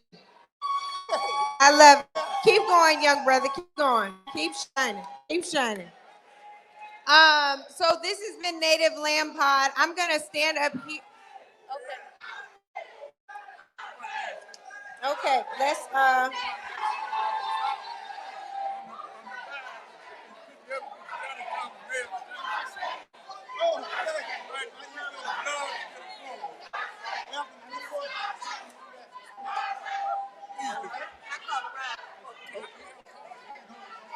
before I do my call to action, there's a young person here who has been fighting in the Tennessee state legislature.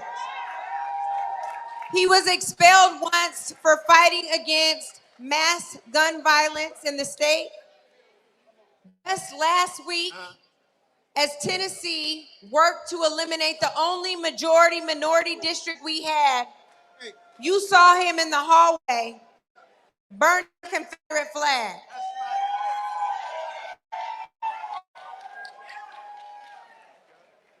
This young man, despite the fact that I'm much older than him, has the kind of courage that makes me admire and feel mentored and supported by him. So while this wasn't a part of the program, I know that I cannot go forward without acknowledging and yielding the mic to State Representative Justin Jones.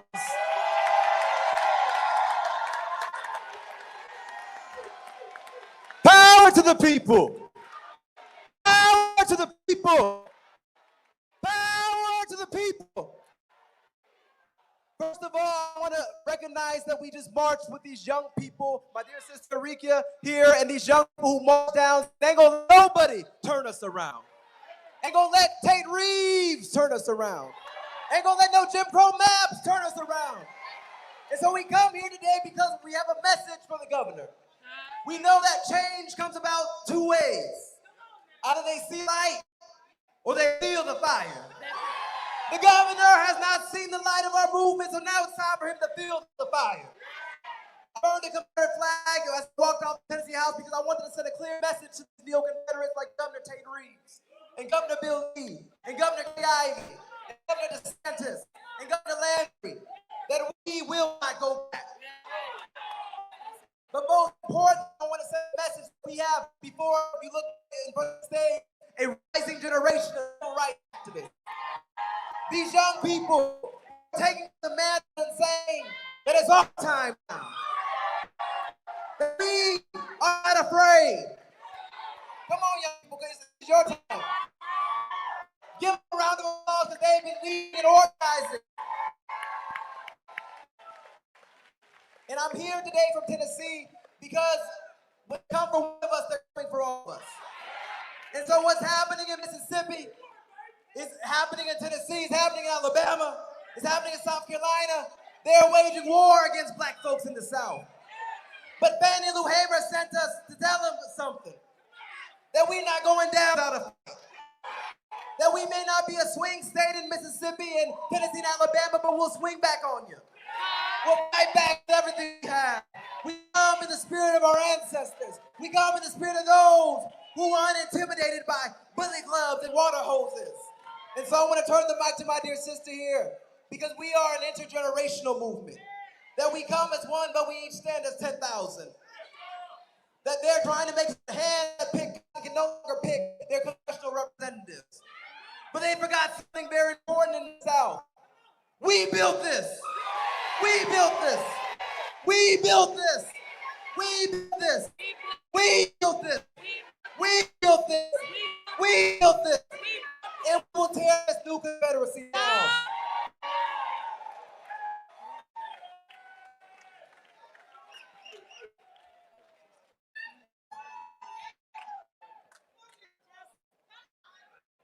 We don't mean to be disrespectful, but we do mean to be disruptive.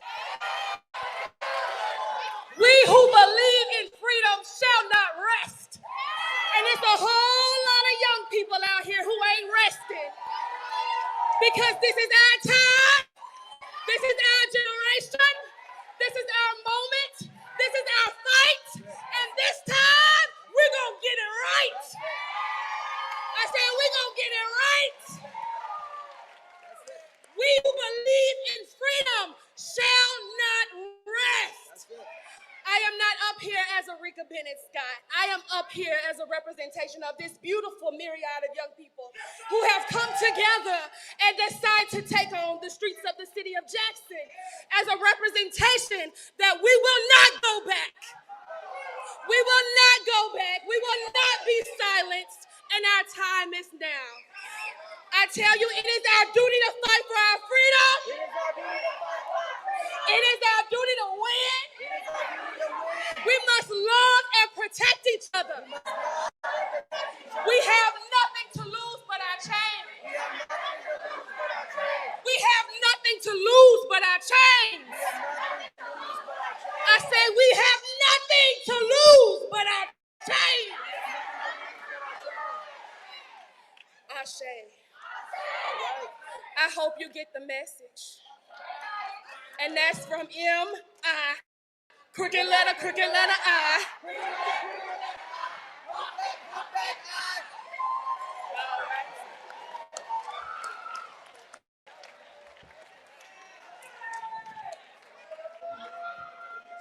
All right, I don't got no call to action. That was a good one. Welcome home, y'all. It's now the time of the rally. Thank you so much for being here. Keep up that energy. Keep up that round of applause. Make sure you thank all of our organizers.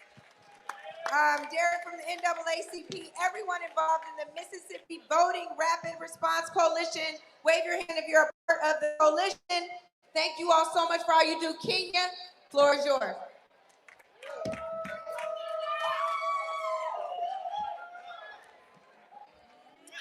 Thank you, sis. Hey, y'all. Hey, family. Hey, family. Family. Family. Family. They told me Mississippi was in the house. Is Mississippi in the house? Is Mississippi in the house? You on your feet. If you from the dirty, if you from what they call the silk, I want you to make some noise today. This is our fight. Say, this is our fight. This is our fight. This is my fight. This is my fight. I fight for voting rights. I fight for voting rights. Listen, y'all, for those of you I have not met, I'm Wakenya J.S. Clanton. I proudly serve as the Mississippi State Director for the Southern Poverty Law Center. But more than that, today, I stand before you as a sixth-generation Mississippian. I stand before you as the great-great-great-granddaughter of a man named John Booth Booth, a man who fought in the 52nd Colored Infantry of the Union Army right here in Mississippi. the 1st Infantry that fought and won against the Confederacy. I am his legacy. I am his legacy.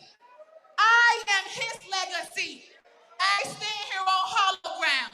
I stand here on the grounds of people who had their legs stripped from them. I stand here on the grounds of people who had guns put on their backs. They had their bodies castrated. They had their bodies degraded for public display and public profit. The fight, the people in this room, the nearly 2,000 people who are in this room, the people who have journeyed from near and far, from North Mississippi to South Mississippi, from East Mississippi, from Central. We are here. We are here. We're standing on business, the business of voting rights. We will not go quietly into the night on this, y'all. I don't know about y'all, but my ancestors didn't die for this shit, and I'm sitting up here acting like I don't know what time it is.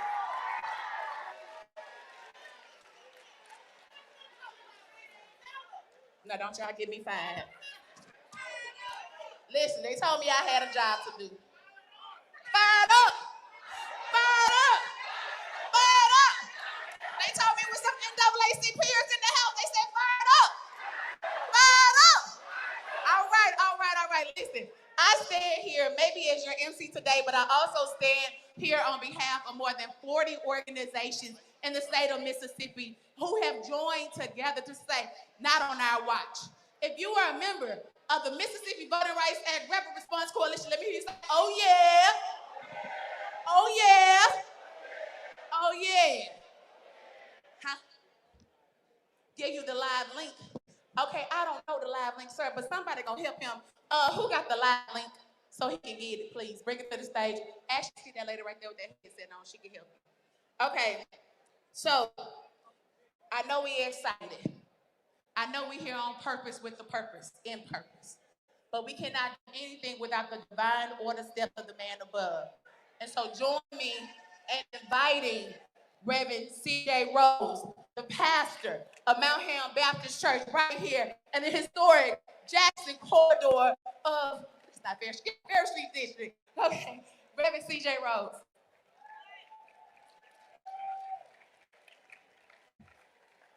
If you're able, I want to invite you to stand with me. Let us pray. God of our weary years and God of silent tears, thou who hast brought us thus far along the way. Here we come again from all across the deep south in the fierce urgency of now. And confess, O Lord, that we are sick and tired of being sick and tired.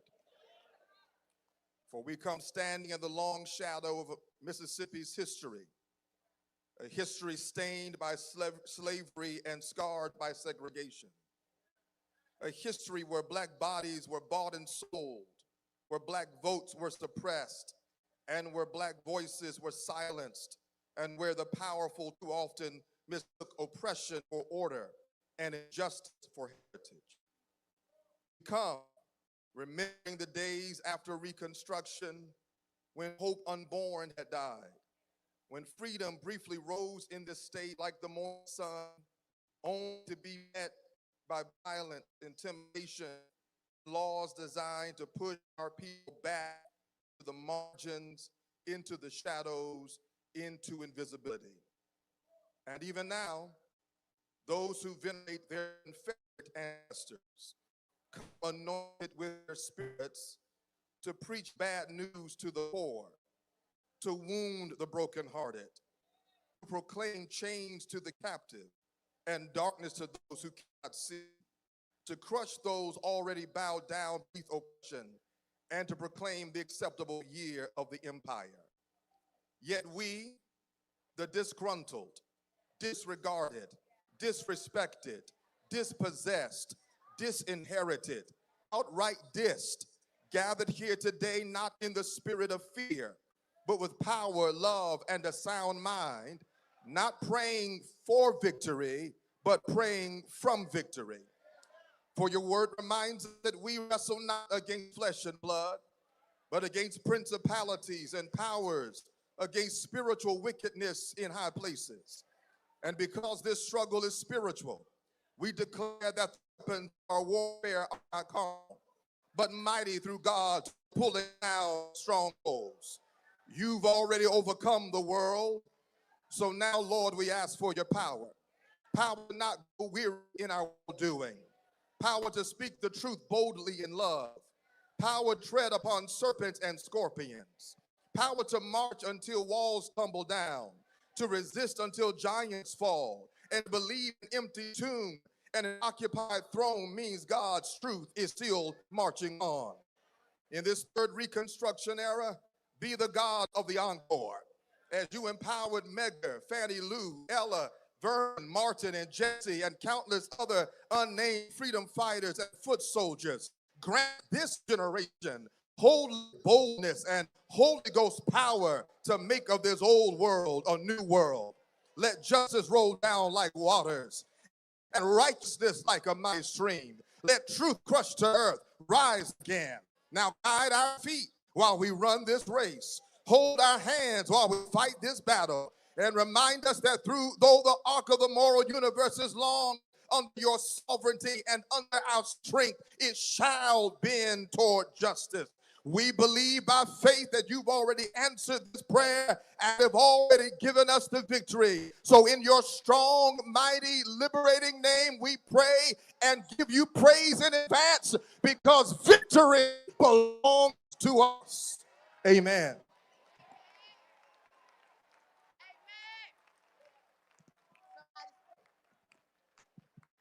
Somebody say victory, victory, victory, victorious. That's who we will be. Y'all join me. Today has been brought together by, like I said, by more than 40 different organizations here in the state of Mississippi and also some nationally. And we could not be here if it were not for the tedious efforts of our convener, the convener of the Mississippi Engaged C3 Roundtable, Miss Courtney Body. Y'all join me in welcoming Courtney Body to the stage.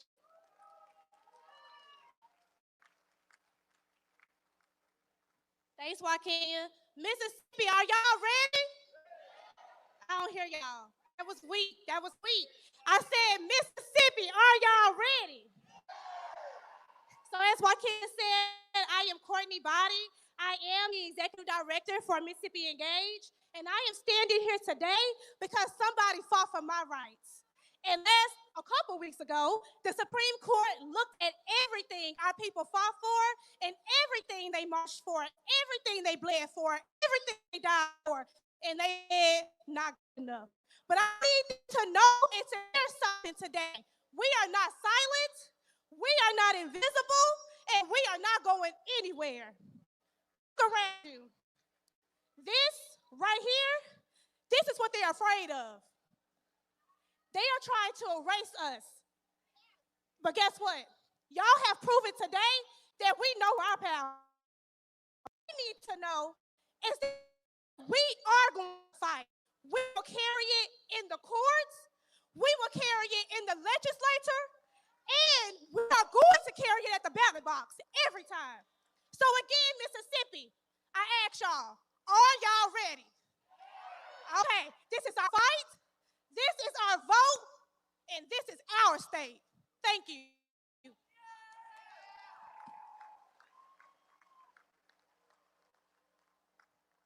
Y'all give it up for Courtney Body. Next up, we have the Executive Director of the oldest, boldest civil rights organization representing the state of Mississippi, the one and the only Mr.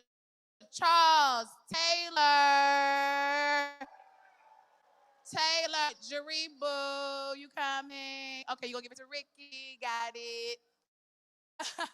I got you, Ricky. I got you coming next. Come on, Charles. You gotta fire him up now. You gonna be the ED, man. Are y'all fired up? First, I want to ask, there's a lot of people on this side of the room. If y'all can shift in the room so we can have a crowd. I don't want to crowd the door, so if y'all can shift in the room. Can everybody say on 1, 2, 3, say shift? I need y'all to move. I don't see you moving. Shift this way. First of all, I am excited for y'all to be here. But I'm going to ask if we can just temper the crowd just for a moment. If we could just temper the crowd just for a moment. What I want to talk to you about is 1875. Can you say 1875? That was the moment where Reconstruction ended. And folks created what they call the Mississippi Plan. Can we say Mississippi Plan? The Mississippi Plan is what ushered in Jim Crow. But here's what I want to say to you. It is 2026, and we got a new Mississippi Plan. Mississippi Plan going to usher in an era of equity, an era of equality, an era in which we all have the right to exercise the most fundamental and precious right in this country, which is to vote. And so here's what I want to say to you. Today, we rally, but tomorrow, the work begins. I want you to say, tomorrow the work begins. I want you to say, tomorrow the work begins. Here's why. Mississippi is not just a moral argument. It is simple math. We can win this November. We can elect a black man to the U.S. Senate in Mississippi this November. If you believe that, I want you to make a round of applause. But here's what we have to do. We have to turn out 75,000 more African Americans than we had before. I want you to say 75,000. Now the question is, how do you do it? Each of you have a pledge card in your seat. We need you to commit to vote. And before you leave here, we're going to ask you to turn in 10 additional pledge cards. If all of us in this room get 10 additional people to vote, that's 200,000 people. So what I'm saying to you is that we can win. So I'm grateful to you. And I'll say this, if you are a member of the NAACP, I want you to make some noise. If you are a person that's ready to fight for voting rights, I want you to make some noise. And if you are a person that's ready to make sure that we get everybody to the polls in November, I want you to make even more noise. This is about fight. And when we fight,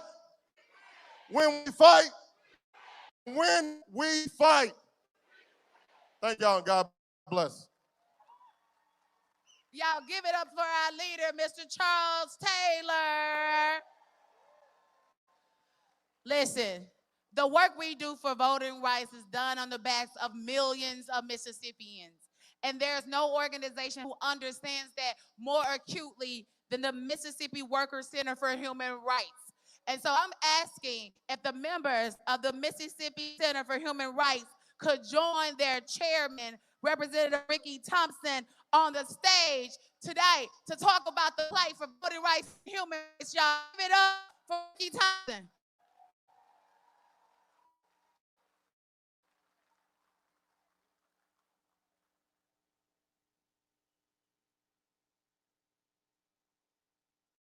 Good afternoon, everyone. Man, you guys look so awesome out there. As we come to the podium, Mississippi Rights for Human Rights. Now, we've been in business for 30 years. When we said 30 years, no justice, no justice. As the director of the Mississippi Human Rights, I want to thank Mr. Ruber here for this opportunity. As we stand here today, this is a very serious moment. as we look at today, we do bring you greetings from the North Mississippi area, where there's a lot of fighting still going on, and I thank everybody for being here. But as you look and you think about the workers, it's all about workers, and then it's all about our voting rights today. Isn't that right? When we fight, and the main thing is I want us to understand what's going on with redistricting. As we all know, and we look at the Mississippi human rights, we know to understand the warning that the Lord told them pose, that means we got to get up and we got to stand up. So everybody got to really stand up and fight, because we're in a real fight. And I forgot, I got my Emeritus Board member, Senator Jackson, our past president. Now, as we stand here today, when we leave here, we got to be about the business. And the business to make sure that we don't go back. And we're not going back, right? We are not going back. As the Mississippi Right for Human Work, we understand when we built this country, it was all about the workers. And this is what it's all about, the voting rights. That means we got to have a voice today. And the voice is in this building today. And I want to let you know that when the voice is in the building, we're not going to be silent, because we are not going back. On behalf of the Mississippi Workers for Human Rights, we thank you for this opportunity today. Thank you so much. Thank you. Thank you to our fierce fighters at the Mississippi Workers' Rights for Human Rights Coalition. You're welcome. Y'all, the one and only Jaribu Hill, y'all. Y'all don't know Jaribu. I don't know what you're doing with yourselves. Listen, I know we got a whole bunch of folks back at the doors. Do me a favor, come on in. We all family. We got a lot of room right here in front. We need to clear the doorways for safety. So if you would, just come on into the room. As they say in the good old Baptist church, come on in the room. Okay, that's all I got. I ain't got no more than that. Okay.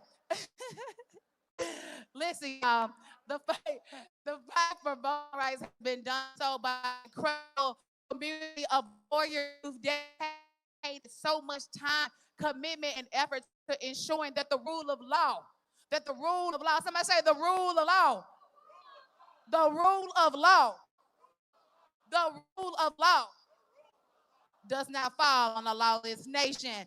Join me in welcoming to the stage Miss Haria. Haria, come on up, y'all. Give it up for Haria. Representing the Mississippi Center for Justice.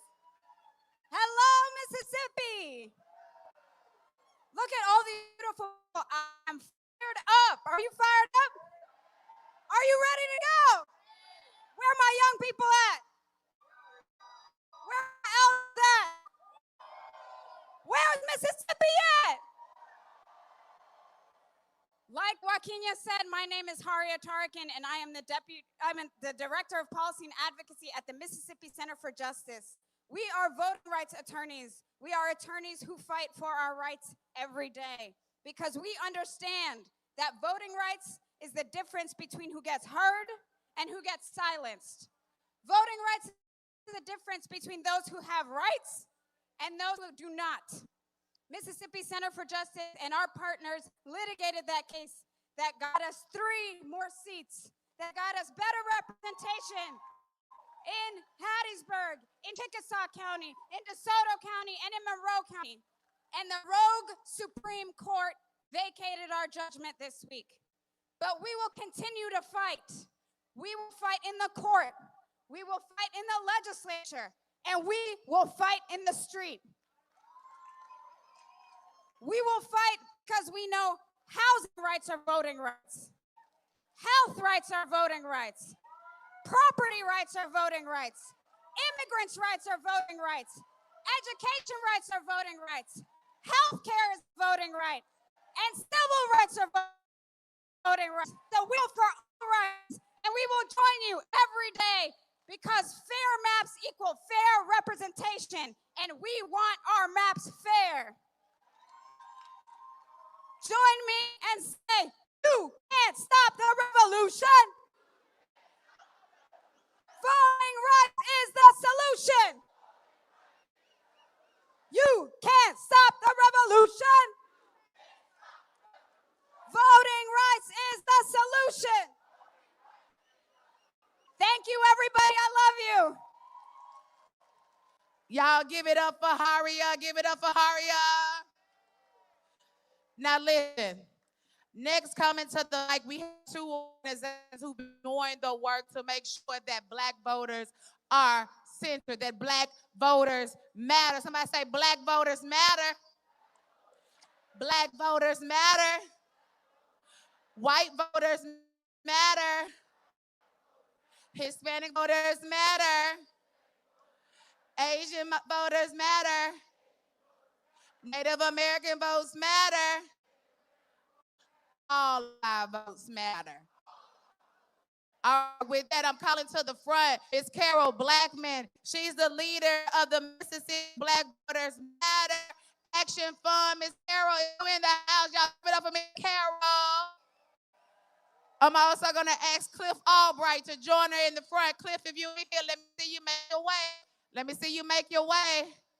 All right, while they're doing all of that, I'm going to call up our next group, another group who's also equally committed to the vote, but equally committed to the vote on behalf of those who have been disenfranchised. Join me coming to the stage. Okay, all right, they didn't join. Okay, see, this is how Black people go. They just say, hold on, baby, not too fast, not too much, not too much. Y'all ready? Miss Karen is ready. Okay, Miss Karen, come on. Hey, y'all. We all here for the same cause. We here to make it known that all of us are going to make our votes count, and we're all going to bring somebody with us. I always think about, when I'm talking about voting, I think about my grandmother. I think about my grandmother who at 65 years old went to the Madison County Courthouse to try and register to vote. She was not allowed to vote. So then, guess what? She went back again, and she got her name in the Sovereignty Commission file. So she taught me, always vote. I'm a super voter. My whole family are super voters. And y'all, there are 13 of us siblings, and all of us and all of our children vote every chance we get. So before I sit down, I just want to say that I remember when there was no Voting Rights Act. I remember when it was passed, and I remember when the vote came to us at the age of 18. And I've been voting ever since. I am working across Mississippi with Black Voters Matter as the senior state organizing manager. I work with a whole team of people across this state. We got partners who are here in the audience today. And y'all some noise? And I want to thank them because they're doing the turnout. They're getting the people to do the movement. And we are working toward November. We're working toward letting the governor and all his people hear our voices. And now I'm going to turn it over to my boss, Cliff Albright. What's going on, Mississippi? How y'all doing? So last Saturday, we had a thing over in Montgomery. It was called All Roads Lead to the South. And today, what we know is all roads lead to Mississippi. And we say all roads lead to the South in Mississippi because what happens here doesn't just stay here. What happens here with Jim Crow maps affects every state in this country. Nobody's gonna get an exemption from Jim Crow. But what we also say, because the South is important, because the South has given so much to everybody else. The South has given the rest of the country its freedoms. You know, at the earlier rally, we talked about folks like Medgar Evers and Fannie Lou Hamer, right? Those are the real founders of the freedoms in this country. The Liberty Bell might be in Philadelphia, but freedom rings from Mississippi. In fact, you can't even spell freedoms without an M and an S. So and Mississippi gives everybody that freedom. And so what they have done is they may think they did a thing with these maps and this decision, but what they've done is waking a sleeping giant, because we got folks in here from all across the South. We got folks in here working together across state lines that haven't worked together recently like that before. They done messed up. Somebody look at your neighbor and tell them they done messed up now. And so what we know is this: they can try to come out with some rigged maps. You can rig maps, but you can't rig a movement. You can erase a map, but you can't erase a movement. You can bury a map, but you can't bury a movement. And if they do bury us, guess what? They tried to bury us, but what? They didn't know we were seeds. And so we are going to rise up and mess around. Don't let that seed be a mustard seed, because we know what happens with that. So I'm going to get on out the way. I'm not going to preach. I'm going to get on out the way. But we are going to win. Somebody say, I believe that we will win. All right. Thank y'all. Thank you so much. Black Matters Matter. Thank you so much. Next, we have coming to the mic. We must vote. We must vote is doing the work on behalf of those who've been disenfranchised here in the state of Mississippi. So we must vote. Please, please speak up and speak out. Hey, family. Good afternoon.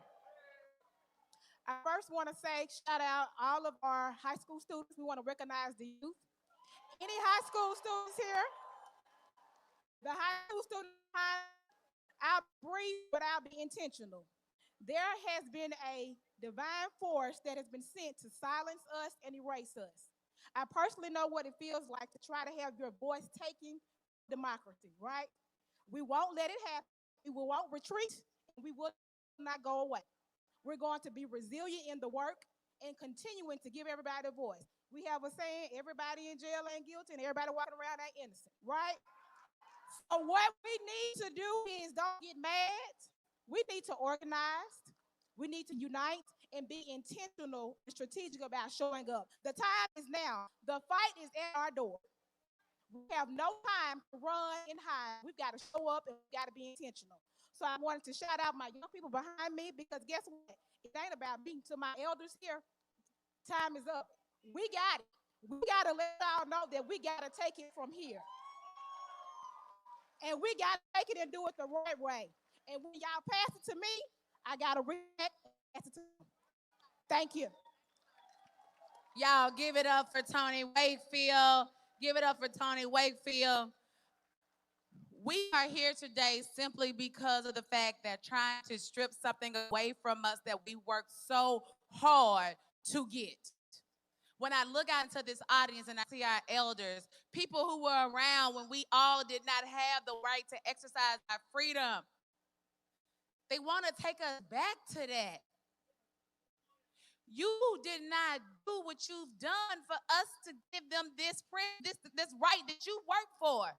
We're here, and we're ready to fight. And you came from where? She came from Arkansas, y'all. Give it up for Mama and from Arkansas. Mama came out, she said, I don't care what the weather says. I'm here to hear from the young people. Thank you, Mama. Thank you for everything you've done. Next, the fight we're fighting right now, y'all, is about the rule of law. And we can't do this work. There's so much that's been done to make sure that we here, the 43% of Mississippians have but equal representation in the legislature, to make sure that our voices are heard. And we just have to give a huge shout out to the Mississippi Legislative Black Caucus for all of their work. They've been working real hard, y'all. It ain't easy being in the minority. It ain't easy showing up in the minority. But there are some freedom fighters that we got over there on Congress Street. Come on, and it's led by the one and only chairman, Kareem. If you're a member of the Mississippi Legislative Black Caucus, please come join your chairman on stage. Come on, give it up for the fighters. This is what democracy looks like. This is what democracy looks like. This is what democracy looks like. Ladies and gentlemen, joining me today, my name is Kabir Kareem, and I'm the chairman of the Mississippi Legislative Black Caucus, the unapologetic voice of the 1.2 million black folks here in the state of Mississippi. And these are your representatives of the Mississippi Legislative Black Caucus. Give it up to the Black Caucus here in the state of Mississippi.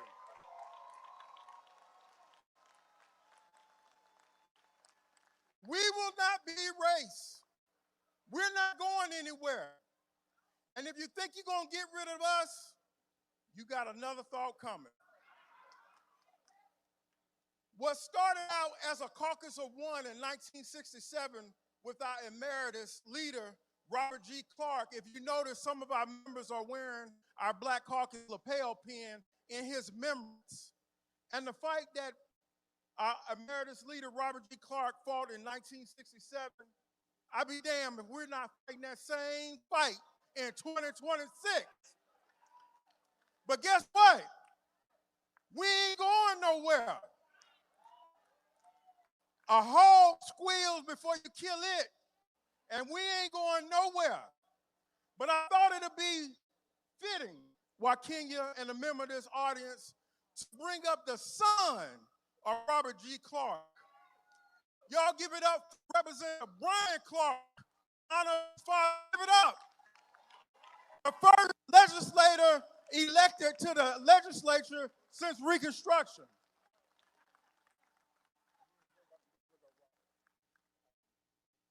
Good afternoon.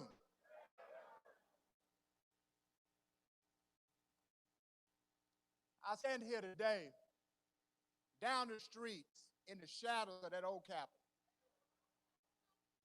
In 1890, framers of the Constitution we got framed and passed a Constitution, y'all, that came to be the most systematic voter suppression law this country had ever seen. And the framers of that Constitution told the entire state in the country exactly what they was doing. They was passing a law that was going to disenfranchise African Americans without technically violating law. 136 years later, right down the street from that same building, we're fighting that same fight.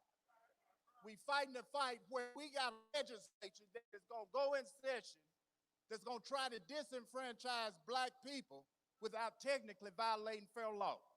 Same fight, same song, second verse. So today, every generation find themselves at a crossroads. And when you get to that crossroads, you have to make a decision on which way you're going to go and which way we going to go. We going to fight. Which direction we going to go? We going to fight. Now, I'm going to ask y'all one thing, is that when you look at the news, read the newspaper, and you hear that the legislature is considering some redistricting, whether it be congressional, legislative, public service, we need everybody in this room that's crowded in this room come to the state capitol. What's the address? 101? 400 State Street. We want the same crowd to show up at the legislature and have your voices heard. Now, ladies and gentlemen, I'm going to bring up somebody. Oh, can't bring up nobody else. Appreciate you so much. I love y'all a whole bunch. I got to get back on my program because this day that we're talking about was about the 3 congressional seats that we won, that we went to court and won, and we do have representatives of those 2 districts. Two of the 3 districts that we won, they are here. And so we want to hear about them because they represent places where people's voices have been marginalized, y'all. They were sent to the Capitol for them. And so they deserve to speak, and I'm going to give it to them. Good afternoon. Unfortunately, we're seeing the same story being played over again. What those principalities and powers have been working for years, they're trying to take their pencil and rewrite our work. They're trying to take their pencil and rewrite our legacy, our history, and now they're taking that pencil to try to redraw our future. But the problem is now is they're not even trying to redraw it, they're trying to turn the pencil and erase us. But I've got a secret for them, and I've got a message for you. You can't erase what's permanent. You can't erase what's built to last. You can't erase what's built to be here. We've been here. We are here, and we'll be here. We were built for this moment. We were built for this season. I just want to know, are you permanent? Are you built to last? Are you built for the moment?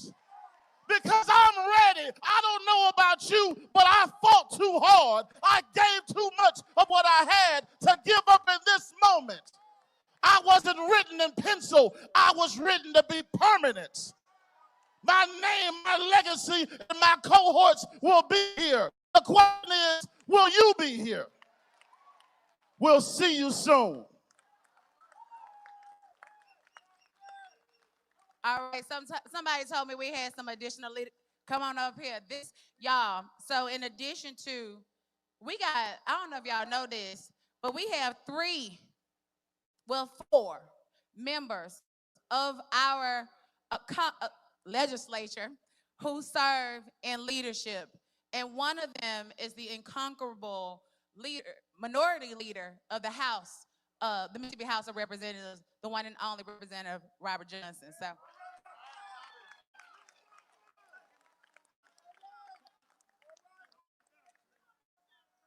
Hey, thank you.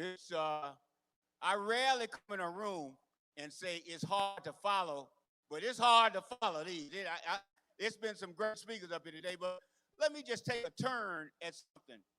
You know, we talk about our historical perspective, but as legislators, we deal in the present, and we deal with what we have to do right now. And I just want to ask you, if you live in a state that has the lowest gross domestic product, do you think you need to come out and change your leadership? If you live in a state that has the highest poverty level, do you think you need to come out and change the leadership? If you live in a state that has the highest unemployment in the nation, do you think you need to change your leadership? Well, let me tell you something. They always tell us that we're only voting at 25%. Well, damn it, it's time now to get up to 100%.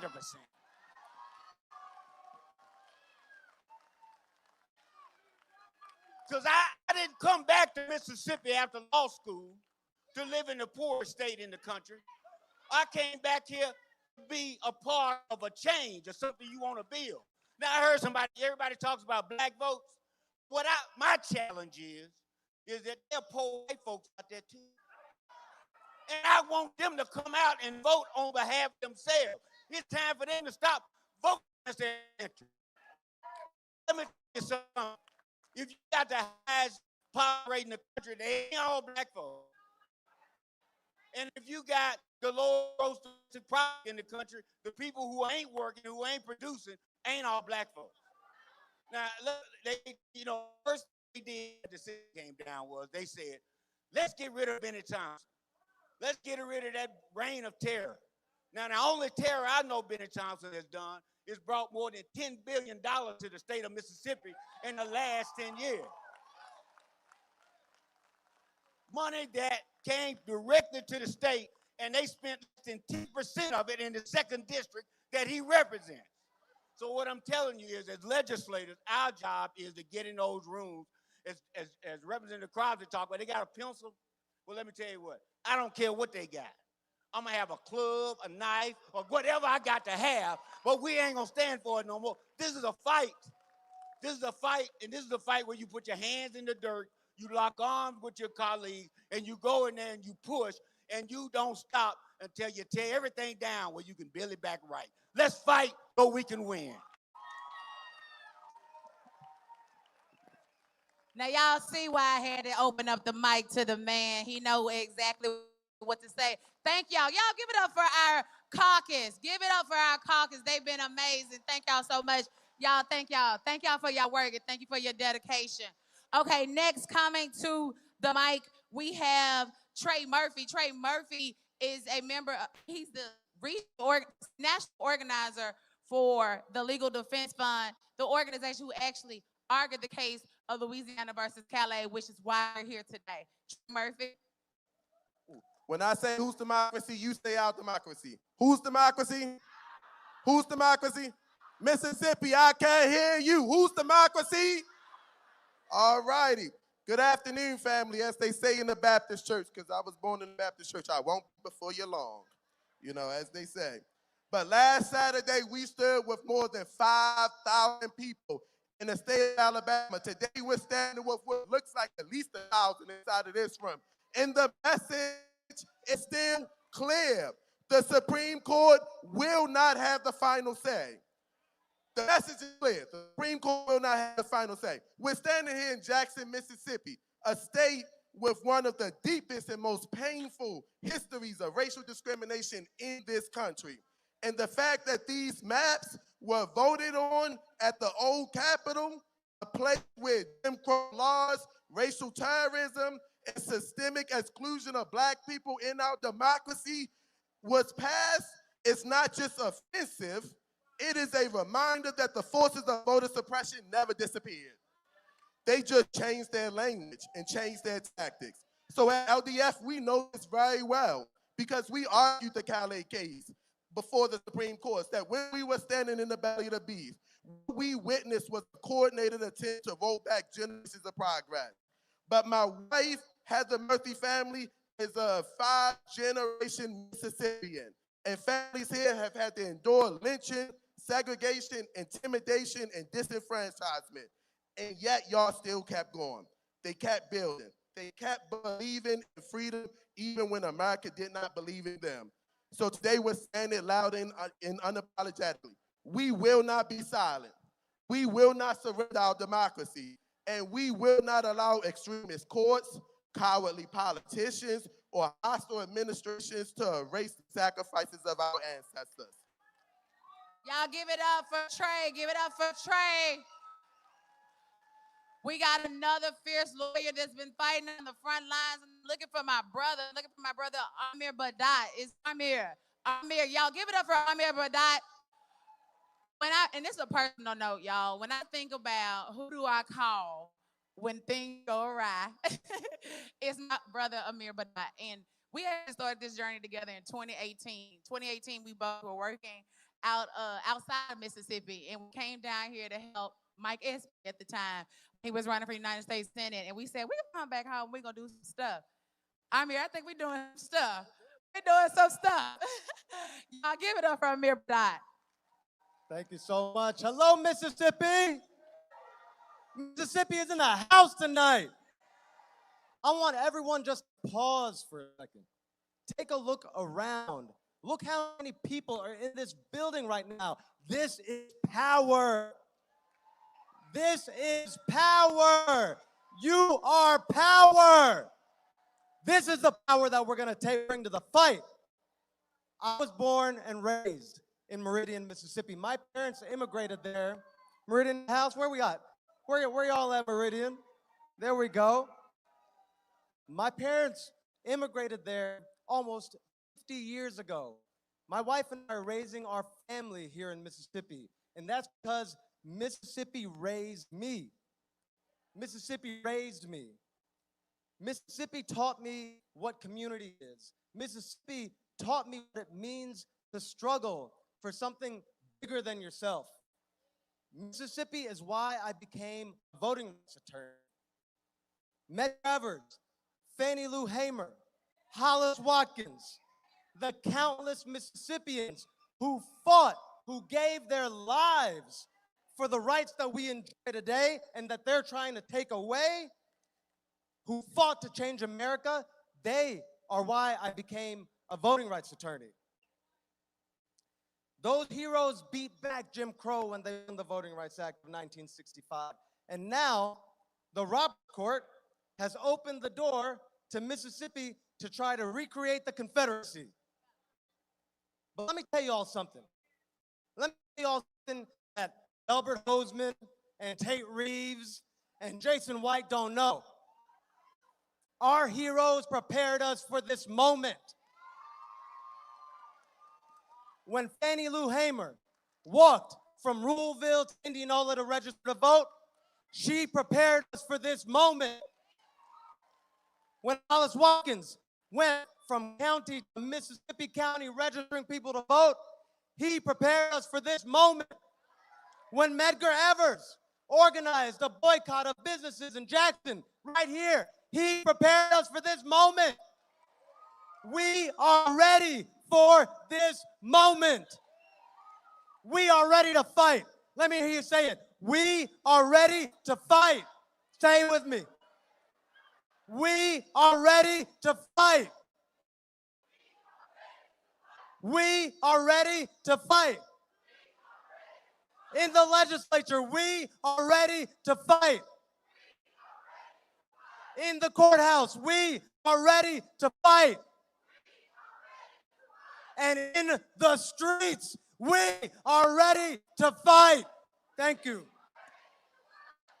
Y'all give it up for my brother. Give it up for my brother. I'm here, but listen, the work that we do here can't be done alone. We have to do it in coalition. We got to do it in coalition, meaning that all of us coming together, pulling together our time, our resources, our efforts, all in the name of the same cause. And the cause today is voting rights. So the group of people that I am bringing to the stage next, they are a part of the collective consciousness of the state of Mississippi. That's right, give it up for them. This is a multicultural coalition that we are building here in this state, because what affects one of us affects all of us. Say, what affects one of us? What affects one of us affects all of us. All right, next coming to the stage is the convener of the Mississippi Black Women's Roundtable, the one and only Miss Cassandra Welchlam, and she coming with a village, y'all. Give it up for the Mississippi Black Women's Roundtable. Oh, wait a minute. Who do we have? Let me look, let me see. Oh, y'all, give it up for this, Sister Melanie, the Melanie Campbell. Melanie is president, CEO of National Civic, National Coalition for Black Civic Participation. Y'all, I got so many acronyms, but let me tell y'all about this lady. She has been a fierce warrior.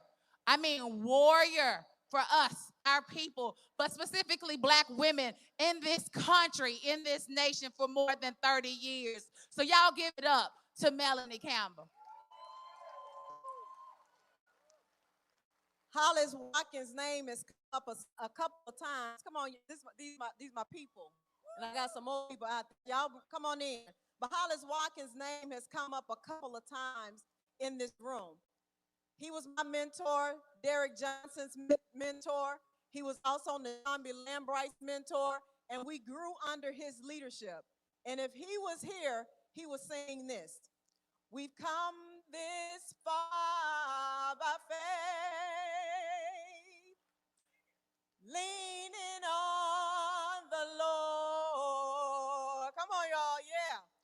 Trusting in his holy word, yeah. He never failed me yet. Come on. Oh, can't turn around. We've come this far by faith. Yeah.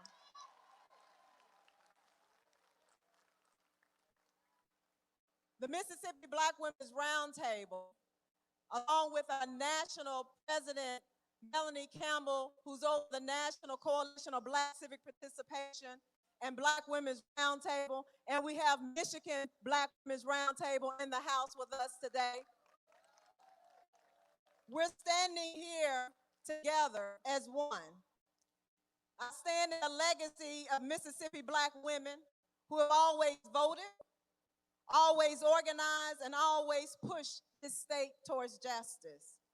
Long before it was safe, long before it was popular, long before anyone bothered to protect our vote, Black women in Mississippi and the South walked miles to polling places, faced intimidations, literacy tests, poll taxes, and violence, and yet we still voted.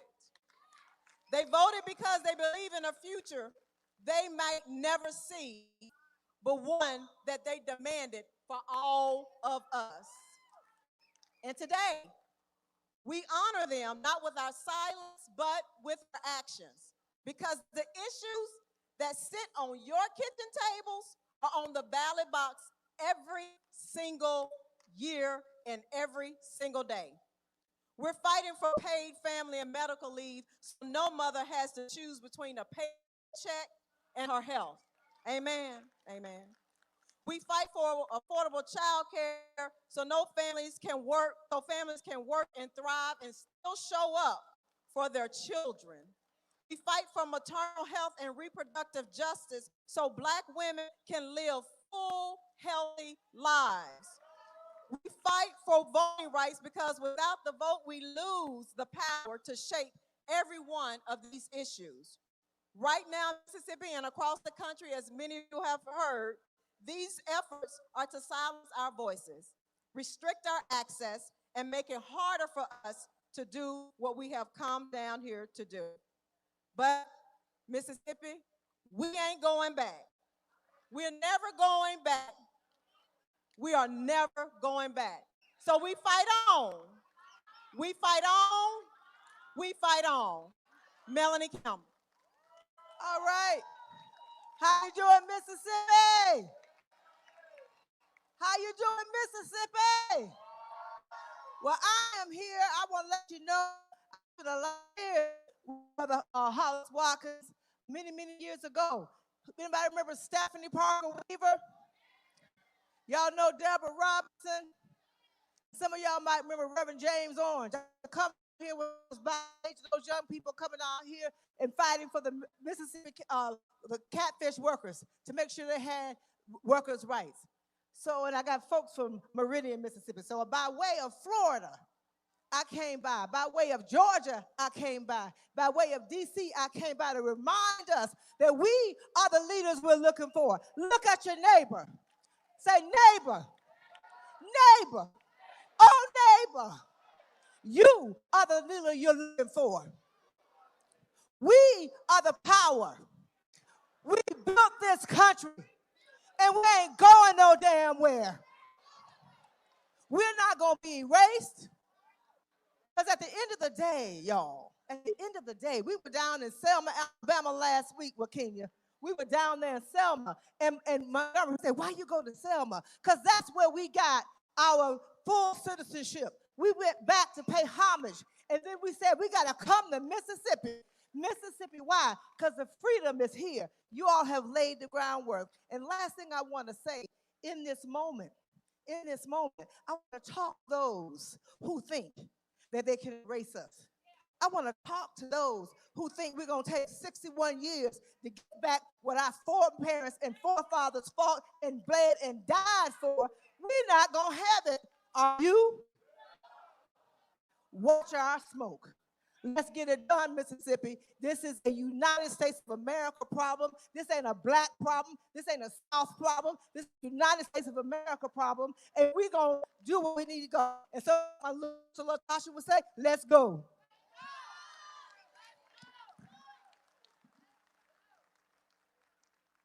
Listen, y'all, if you got a fan say Mississippi fights back, come on, y'all. I know it's been long, but it ain't wrong. Say Mississippi fights back. All right, if you got this fan right in front of you, there's a QR code on this fan. We want you to tell your story because your story matters. Your story is why we're here. And so do us a favor, scan this QR code so that you can let the people know why this cause matters to you. Listen, next up, because y'all, hey, we building up to something big. Say, we building up to something big. We building up to something big. Listen. I'm actually going to ask us to take a quick little music break. I feel like we need an energy booster. Y'all need an energy booster? Just a little bit of an energy booster. DJ, what you got for me?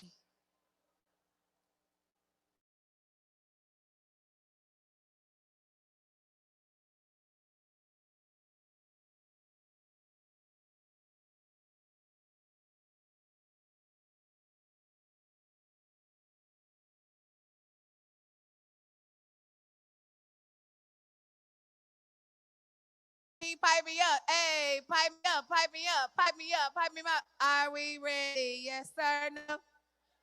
All right, they not ready. So I'm going to go ahead and switch it on over. I'm going to switch it on over to our next crew of coalition builders. Y'all join me in welcoming Miss Lorena Cortez to the stage. Lorena is representing the Immigrant Alliance for Justice and Equity. Give it up for our partners, IAJE. Power to the people, y'all. Sing it with me. This little light of mine, I'm gonna let it shine. This little light of mine, I'm gonna let it shine. This little light of mine, I'm gonna let it shine, let it shine, let it shine, let it shine. All right. To my beautiful community, my brothers, my sisters, my children, and my elders, today we are letting our light shine. Look around this room and the faces of the people sitting next to you. We're here because we dare to dream a better life. Not here because we love our families and we love our Mississippi.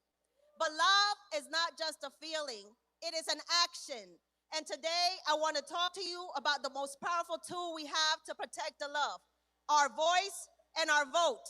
61 years ago, the Voting Rights Act of 1965 was signed into law written in blood, sweat, and tears of Black leaders and organizers right here in Mississippi, facing beatings, jail, death, so that regular people could walk into a booth, pull a lever, and say, I'm here, my life matters, my children deserve a future.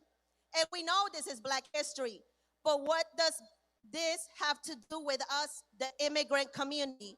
Well, let me tell you, it has everything to do with us. Everything. When Mississippi passes laws that make it harder to vote, they're trying to silence all of us. They're trying to silence the immigrant mother who just got her citizenship, voting at her school for her child. Voting Rights Act is the shield that protects our right to be heard. If that shield is broken, we are all left unprotected. But the beautiful thing is that when we work together, we win. Our Black brothers and sisters have been paving the way for resistance. We know the terrain and the struggle. They know how to organize, hold the line. As immigrants, we know how to work hard, sacrifice, and how to build community out of nothing. Imagine what happens when we put our hands together. To win a Mississippi that respects our dignity, we must walk hand in hand with our Black brothers and sisters. We must show up for their fights just as they show up for us. We must learn from their history and they must hear our stories. Sí se puede. Yes, we can. Sí se puede. Yes, we can. We love you, Mississippi. Thank you so much, Lorena. Thank you so much. Next, coming to the stage, Miss Olita Fitzgerald, the leader of the Southern Rural Black Women's Initiative. What my rural folks said? Say yeah. Yeah. Y'all don't really know who Miss Olita is for me. But she said, make sure I handle my business and say, she's also the Southern Regional Director of the Children's Defense Fund. Where my young people at? Thanks, Joaquina. Woo. Man, this is some sight to see. I want to talk a little quiet because this is such a serious situation we're in that the rallying is good, but we got to go back home. All politics is local. I want to just say a little bit about why what they're doing is important. And we have been here before, as you've heard from other people. There was something called the 3/5 compromise. At one time, the Supreme Court of this country ruled that only 3/5 of Black people could vote when the voting power grew. But I want to say, when we are talking about elections, we're talking about electing people who go somewhere and represent us. If we had not had the Black caucus at the Capitol this past session, they would have pulled public school dollars out of your communities and paid them to private academies. The same private academies that left the public school district after desegregation and wanted state money then. These people don't die. We can't die. It's generational. We need to vote, we say because we need health care. But let me say this. Mississippi has the highest rate of infant mortality and maternal mortality in the country. Jackson State University has done some research that says 80% of the black women who die in Mississippi from maternal mortality could have lived. These people know what they're doing when they withdraw resources. 2 years ago, when we talk about electing people, when they go somewhere, we're looking at the votes that we have versus the votes that they have, and there's very little in the middle, and they don't even want us to have those votes. 2 years ago, 3 years ago, when we could have expanded Medicaid, didn't expand Medicaid, they talk about hospital closings, but know that they closed, now get this, they closed the only NICU unit in the Mississippi Delta. What does that mean? Babies born in stress have to either go to Memphis or come to Jackson to be seen. These are serious issues that we're talking about, and it's not about candidates. Don't care if you don't like a candidate, we have to vote. I'm getting off. We've got to go home and we've got to talk to people about why it's important to vote. And all you got to do is look at what's happening in the country. All you do is, there's a hearing going on now. They're attacking the Southern Poverty Law Center and the Judiciary Committee in Washington. We are having things rolled back that should not be rolled back. Understand this. They ain't the only people who pay taxes. It's your tax money. They don't want you to have a voice over the money you spend. They want you to have taxation without representation. This ain't new.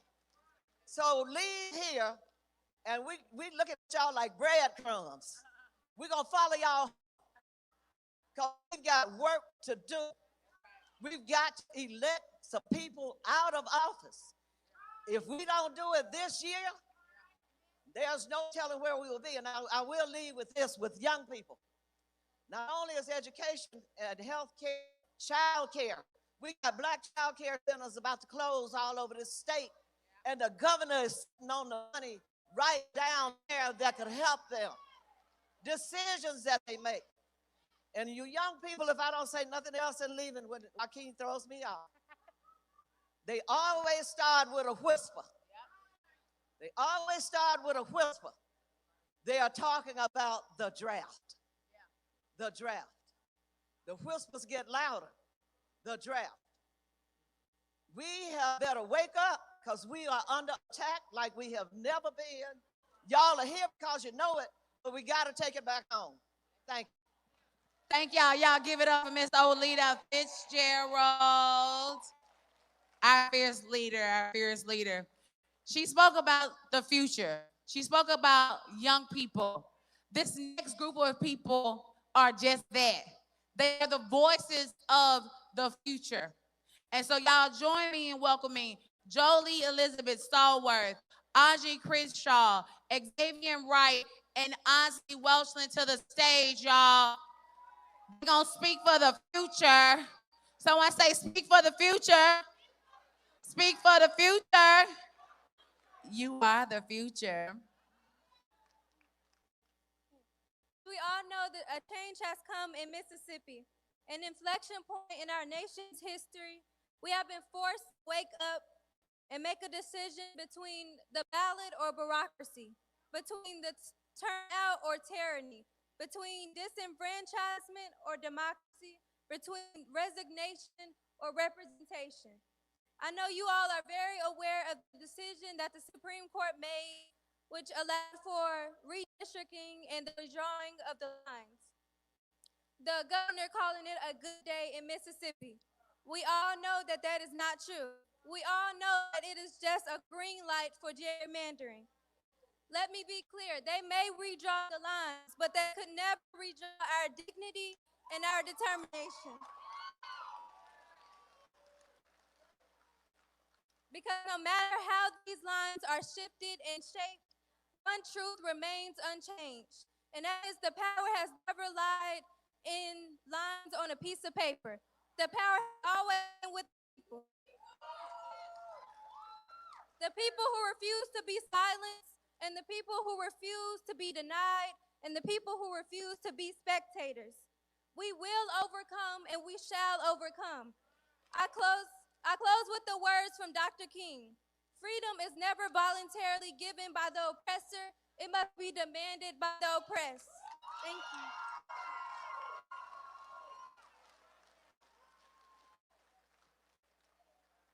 I know that we have all seen what has been happening on the news, the attempt of eradication and annihilation of our right and our fight. But I want us to know that what I see in my community, that every time there's a fight, that we fight back. And that even though that there's attack, that we get stronger and we strengthen more. And although we are faced with the same struggle as of 1964 and 1972 in Gary, Indiana, the struggle for rights, representation, and legislation, we also have a choice of the same solution, which is the people. The people are the solution. Said to me that we are the solution. We are the solution. And although Mississippi is the center of the voting rights movement, because we know that our ancestors like Fannie Lou Hamer, Hollis Watkins Muhammad, and also Medgar Evers, we send a clear message, and that is that Mississippi will not go back. And I know the saying is, as goes the South, goes the nation. But I believe as Mississippi goes forward, this nation has to go forward. And I know that many people are worried about taking away our rights and everything else. But I think that we should remember what our ancestors gave us. And that is the tools to organize, to mobilize, and to fight for what is ours. And I'm going to end with a quote from Hollis Watkins. He said that freedom is not given. It is protected, it is organized, and it is built in the community. Thank you. I love them so much. I know them so much. Next, y'all mind if I take a break? Can I take a little break? Because I want to bring Brooke Floyd to the stage. Brooke has been leading the fight for water rights right here in Jackson. So I want Brooke to say something on behalf of the People's Advocacy Institute.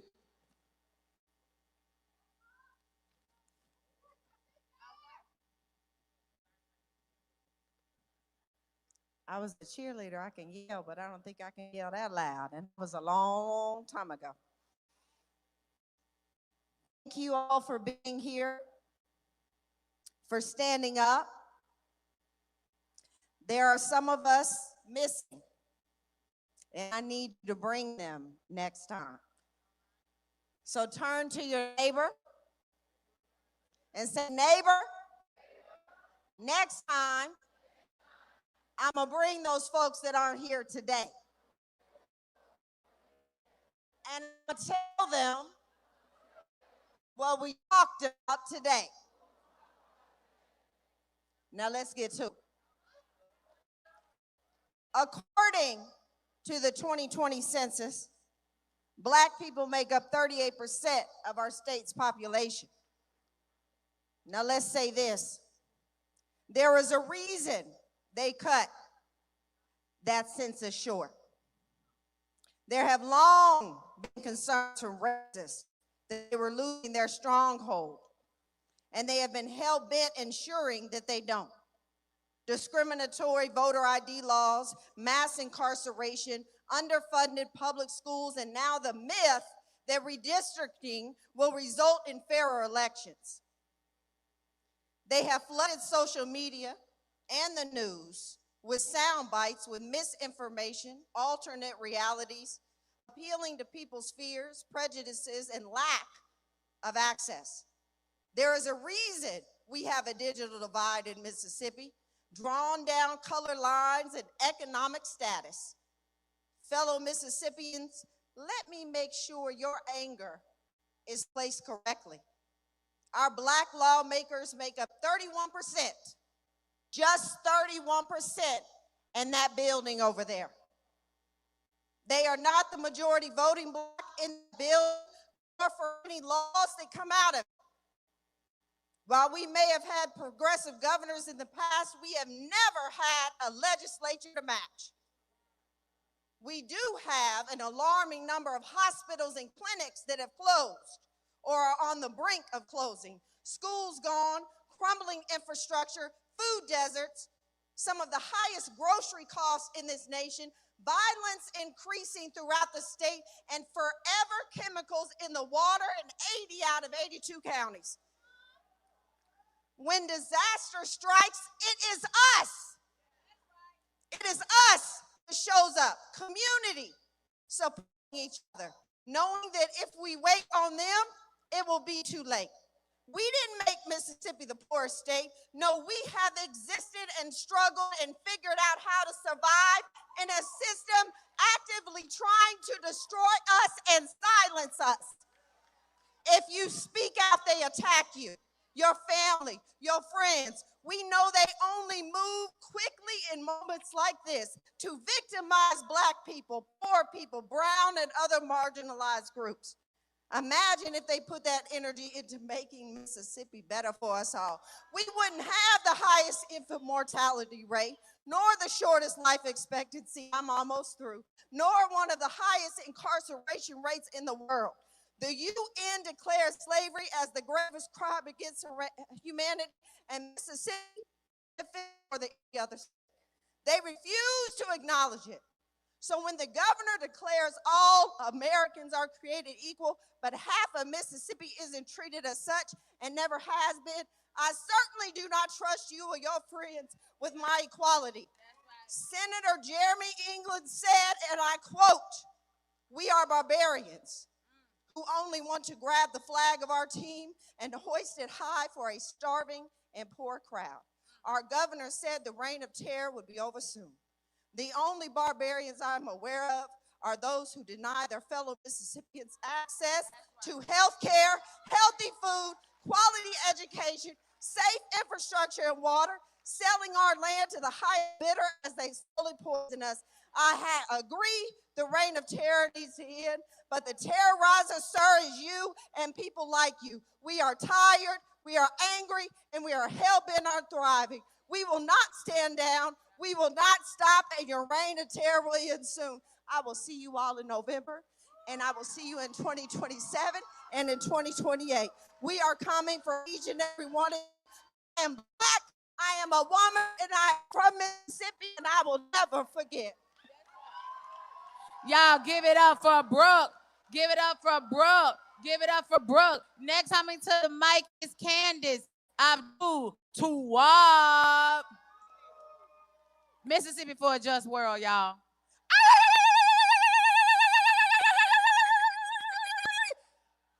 Power to the people! Power to the people! I know y'all are getting tired. I know y'all are getting tired.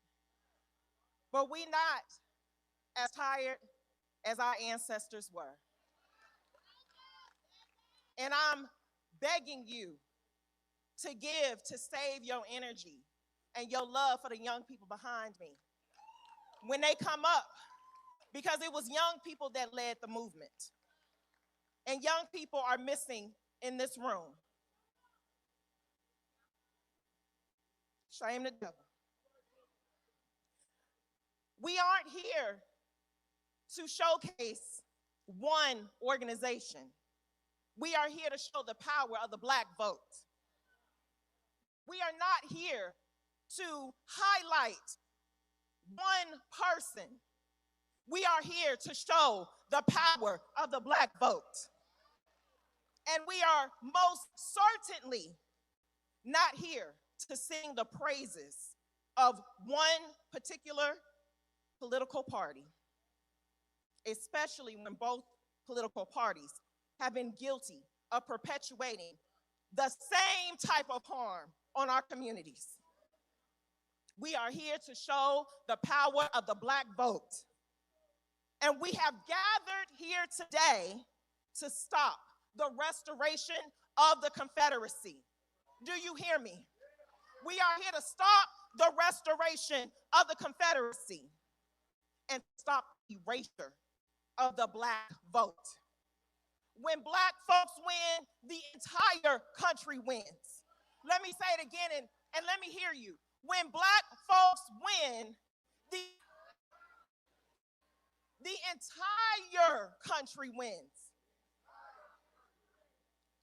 Every single human rights protection that Black folks have fought for has ultimately uplifted every single community that is deemed a minority in this country.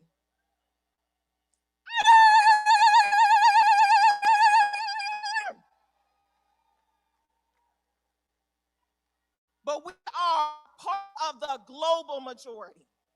Remember that. We are part of the global majority. From Mississippi, my people, I didn't hear you. From Mississippi, let me hear you.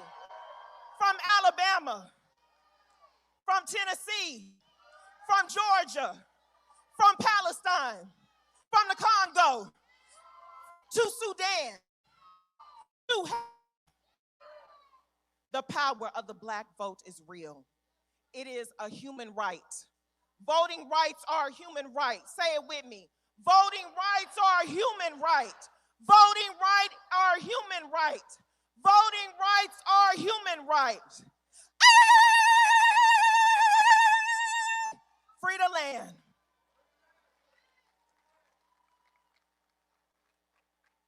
One more time, say free the land. Let me get a yeah. Check it out, man. Look at all these young people. Don't they look good up here? Give it up for them one more time. Say, you are the future. Say, we trust y'all. And we love y'all. Up next, man, we got Abella LaFemme Society, Lakers Smith. Give it up, give it up. Mississippi, goddamn. Louisiana is in the building.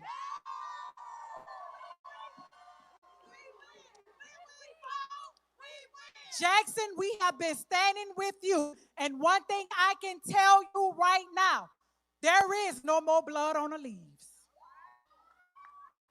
We are taking our power back.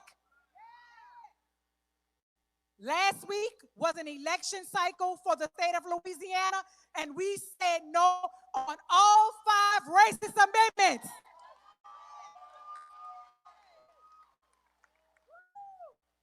And because we're standing in this room and we build each other up, I would be remiss if I did not mention my good brother Cliff, my good sister Latasha Brown, my good sister Ashley Shelton, and all of the queens of the South of this movement. Because when we build power together, we make changes for our future, for our kids. Louisiana stands with Mississippi. We stand with the South. We're not going back. What happened was not a mistake. It's what we needed to wake up. This is not this moment. This is our movement.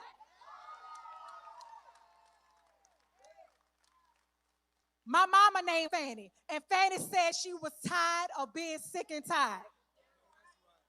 Guess what? I'm a daughter of New Orleans, 3rd generation. And when I say with my chest, we are not afraid. We are better together.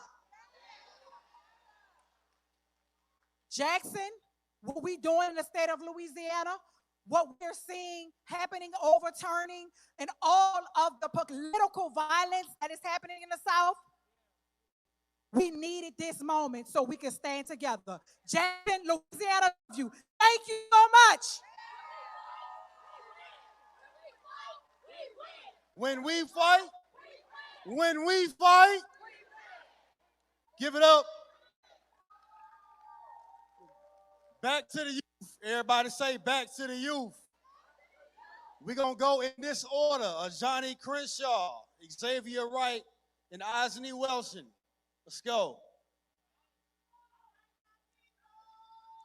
Is Johnny present? Hello, everyone. How are you doing today?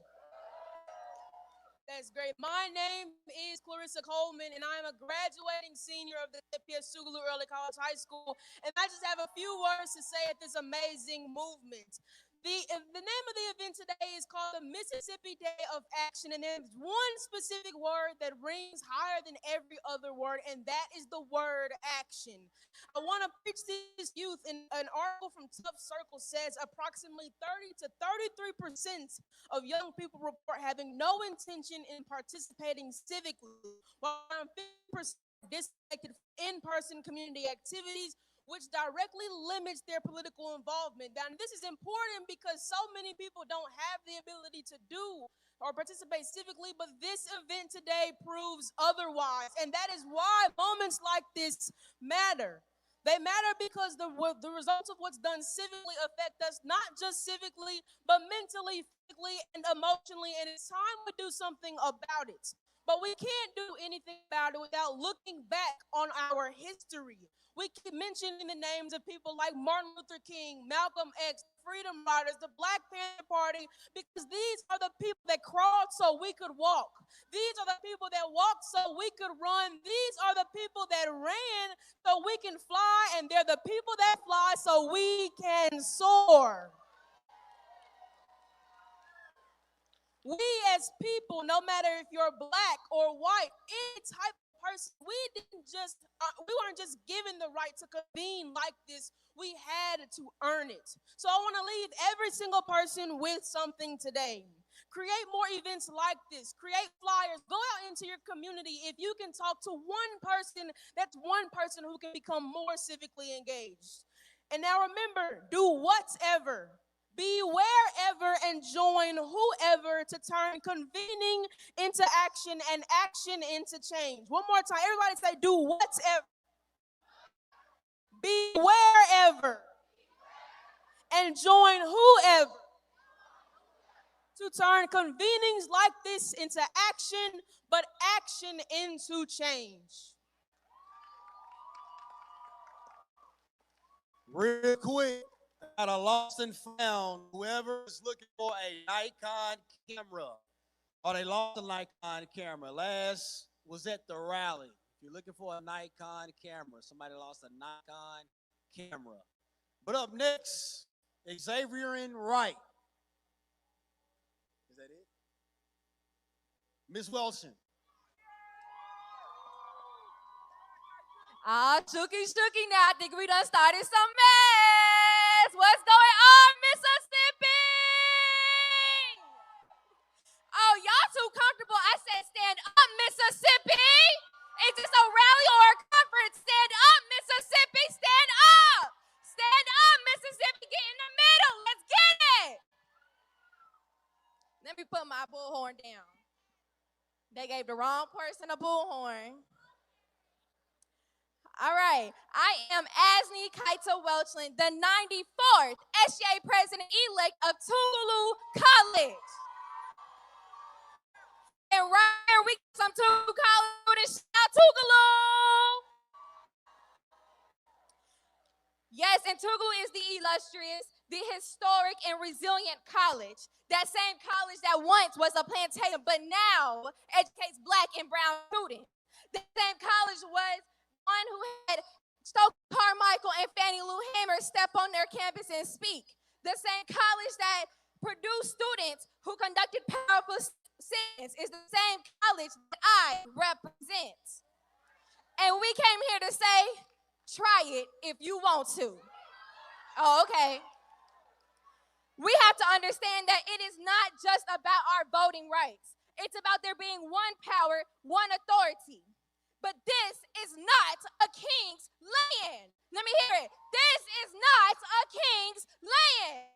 The people hold the power. We're in a position not just to push back on the attack of the voting rights, but since we got their attention, I'm calling for an end to all wars, to all genocides. I'm calling for Black liberation, free healthcare, a free America, a free Palestine, a free Sudan, a free Congo. Because international solidarity is the way to freedom. Say no APAC money. Oh, okay. My young people, channel in your ancestral DNA. Use their energy and use your voice, use your power to fight back. They are trying to turn us around, and some may say they made us take a step back. But we are going to link arms. Can y'all link arms for me? Can y'all link arms for me? Get with your partner. Y'all got it? We are going to link arms and keep marching forward. Be bold, be loud, be strategic in your power. And I want y'all to say this with me. Ain't no power like the power of the people, because the power of the people don't. Ain't no power like the power of the people, because the power of the people don't. Ain't no power like the power of the people, because the power of the people don't. Ain't gonna let nobody turn us round. Come on, turn me round. Turn us round. Ain't gonna let nobody turn us round. We gonna keep on walking, keep on talking, marching up to freedom land. Thank you, Mississippi. Hey, give it up for Kaito one more time. Listen, that is a young firecracker right there, man. Check it out. This young man that I'm about to bring up, I refer to him as a walking history book, and you're about to find out in a few moments. This brother right here, if y'all see if you can make an eruption of an applause for the good brother representing one voice, Mr. Frank Figures. Yes, Lord.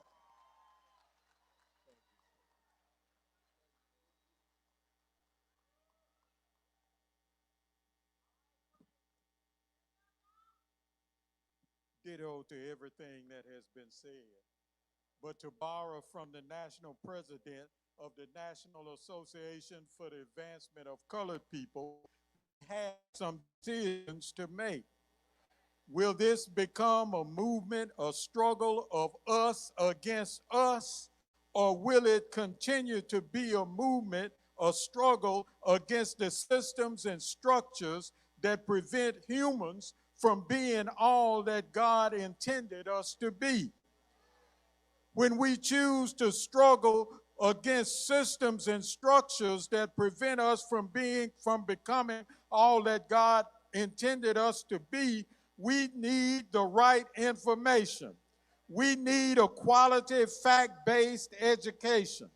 From 1875 to 1940, the majority of the people in Mississippi were prevented from voting because of violence, intimidation, legal and judicial restraints. The Constitution of 1890, which we still operate under, the state operates under that Constitution today. Poll taxes, subjective literacy tests, and underfunded public education system. From 19 to July 1965, the struggle against systems and structures continued. In August, became law. In January 1966, the Mississippi State Legislature met and redistricted the entire state of Mississippi on the municipal, the county, the state, and the federal level in such that even you could of your choice. It took 15 years and 9 to the court to get where we are today. Mr. Charles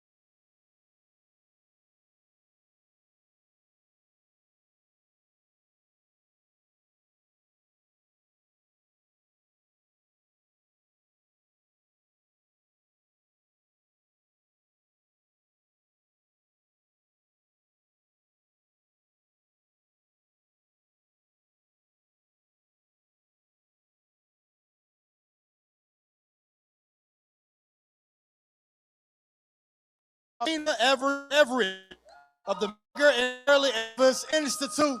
Y'all give it up for one time for the one time. Hello. Mississippi, where are you? Alabama, where are you? Louisiana, where are you?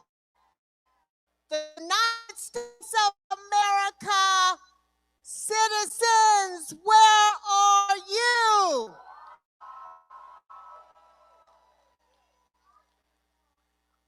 Arkansas is in the house. And I tell you, one of my favorite people from Arkansas rocked, vote and rocked with Minnie Jean Trickey and with Elizabeth Eckford and all who walked through those halls at Central High. Let's say, hey, family. It's so good to be with everybody. You know, this is truly a monumental day. Remember that, because it's going to change our lives. Because of what? Action? Because of the people that we remember who fought the fight for civil rights. So part of my legacy, and I'm so happy to say that, and I'm so happy to be in this room on this soil that my father said he would never leave, and that's Medgar Evers.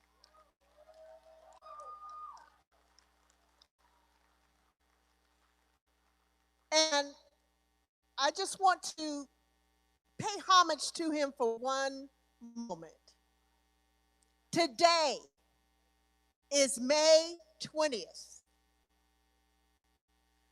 May 20th, 1963, Medgar Evers got on TV. He was the first Negro, black, to get on TV in Jackson, Mississippi, who was not an entertainer. But why did he get on TV? To talk about what rights were being trying to take away, but also what rights we have to fight for. Because the city and the mayor of Jackson said basically, oh, they're all right.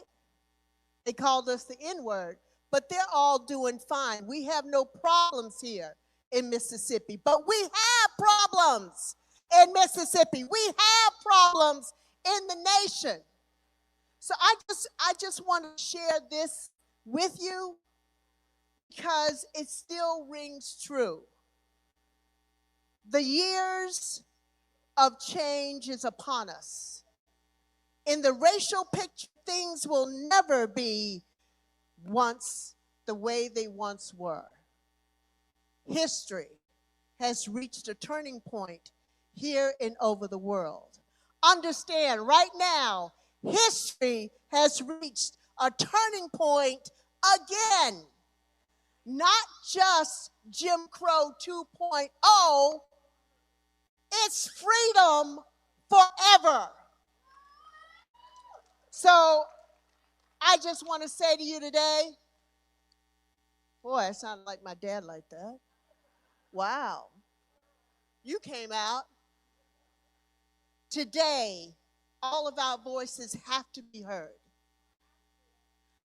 We have to not only make sure we are properly registered, we have to take our neighbors, our family, our friends, our strangers to do the same thing.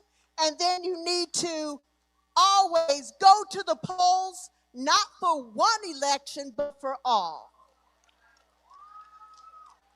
Thank you for what you're doing.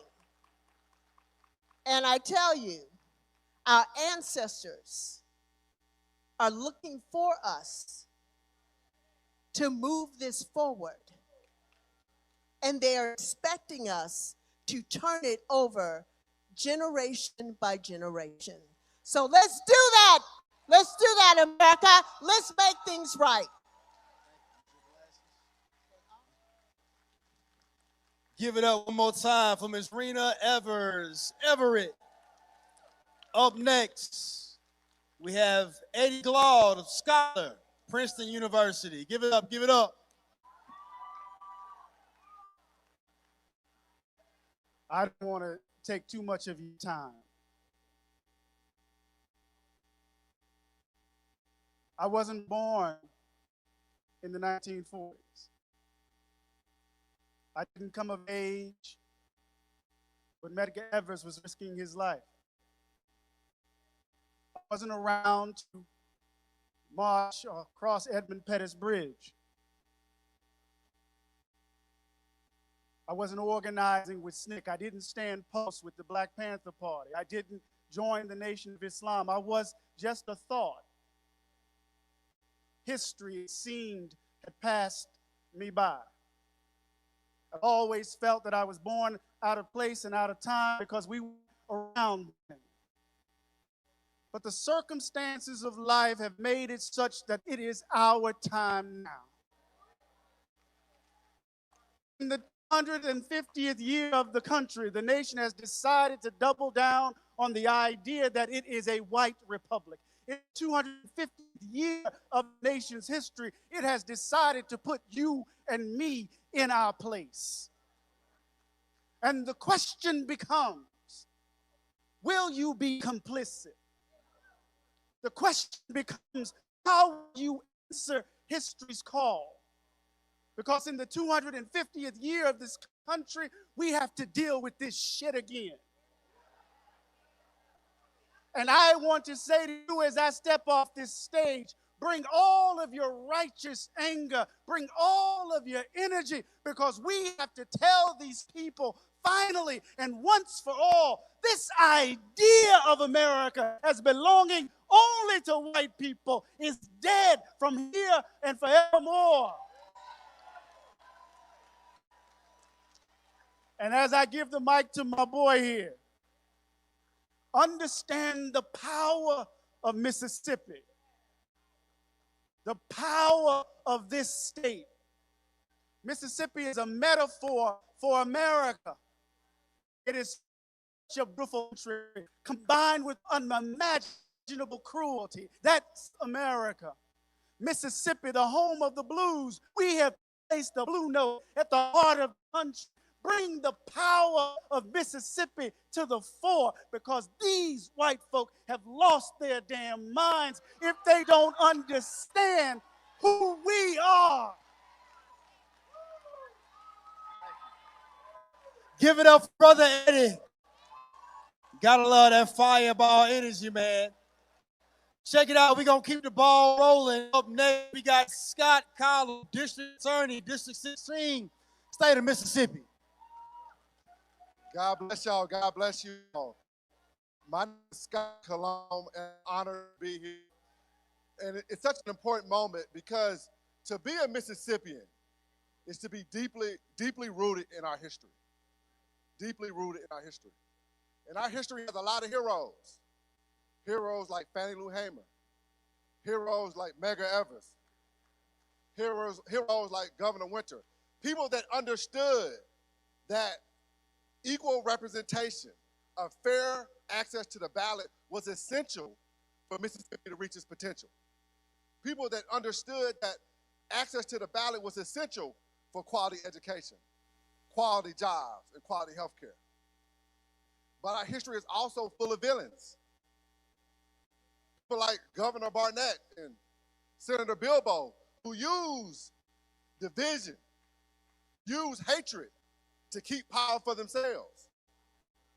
They use that because they did not have a vision for our state. They did not have a vision that was based in making sure everybody's life mattered. In this particular moment, after Section 2 of the Voting Rights Act was gutted, we're seeing those similar type of villains reappear. We're seeing people come forward and attack Congressman Thompson in ways that are unprecedented, accusing him of having a reign of terror on District 2. Well, the issue with that is, I don't remember Governor Reeves sending back the money that Congressman Thompson voted to give billions of dollars for infrastructure. I don't remember Governor Reeves sending back the money that Congressman Thompson voted for health care. I don't remember that. They're using division and distraction because they don't want working Mississippians to unite and fight for Mississippi. They don't want that. They no longer want the voters to pick them. They want to pick their voters. Because if they truly thought that Congressman Thompson was not representing his district well, they could find somebody to beat him in 2nd District. They could find somebody to beat him, but they know they can't, so they don't want to try. But in this particular moment, what we got to do is we got to be the heroes. We got to be the heroes. And the heroes won't be the elected officials. It won't be the speakers on this panel. The heroes will be the people of Mississippi. It will be the people. It will be teachers that care about the classroom, making sure every child has a quality education. Heroes will be the nurses and the doctors who care about making sure every Mississippian has a quality health care and has a hospital. Heroes will be the church leaders that care about their congregants and wanting to make sure that everybody is recognized as a child of God. Because the reality is, God has tested us in this moment. God has tested us. Every generation of Mississippians get to write the chapter of our state. It's time for us to write our chapter. And what we got to do is write a chapter that honors our ancestors, but also understands that our future is better than our past. So when our children and grandchildren read about what we did in this moment, they'll know that we showed the country that Mississippi matters. God bless y'all. Give it up once again for Scott Cologne. Up next, everybody say president and CEO. That wasn't everybody. I said I want everybody to say president and CEO. Y'all give it up one time for Derek Johnson.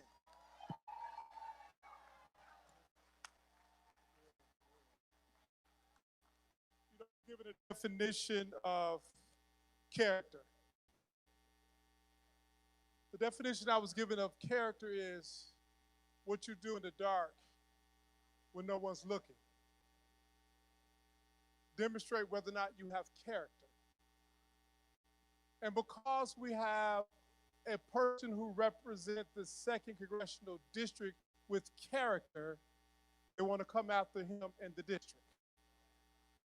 But I also was given another definition of who is a character. Because some people have character while other people are characters. And in this moment, even though many Mississippians are suffering under a character's rule, our member of Congress with character still vote on things that's important to all of us. You know, the fact that when you move around the state and you realize that if you live outside of the Jackson metro area and you get sick, you may not have a hospital within an hour or 2 hours drive because the character in the White House has moved to take the money, but the character that served the 2nd Congressional District continue to support access to health care for everybody. Some people have character, some people are characters. We are here today because we show our character, because we care about people. Now, we live in a state that individuals have had governing control for now 26 years, since 2003. And under their leadership, we continue to be ranked at the bottom of household income. We have the highest poverty rate in the country. We have the lowest educational attainment in the country. This is not black folks, this is Mississippians. We have the shortest life expectancy. We have the worst health care delivery system. We have the highest obesity. We have the worst child well-being and the worst economic opportunity. The person in the governor's office is a character. While trying to remove a member of Congress who shows character.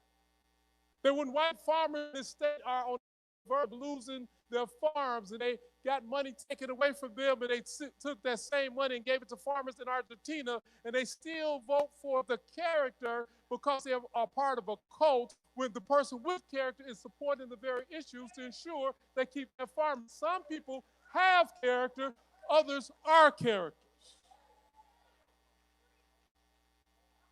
As we convene today, we need to leave out of this room showing our character and our ability to persevere all the attacks because we have done it before. In this moment, the performance of the demonstration is to energize, so we leave here, we do the work.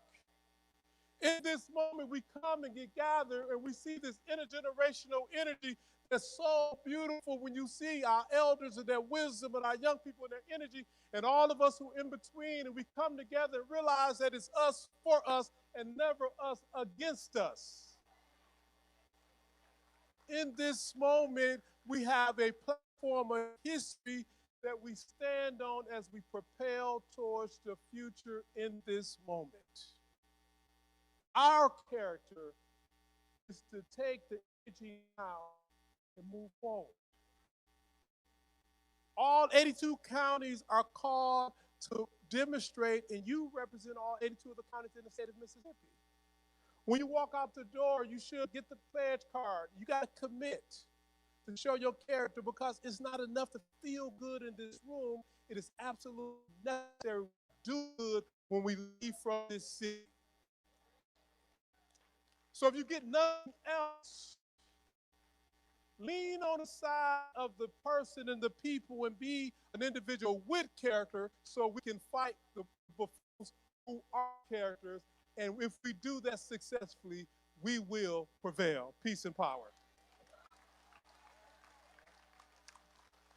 DJ, before we have the grand finale, everybody say grand finale. Got a little bit of a special song we want to play. DJ, we ready? Say one moment.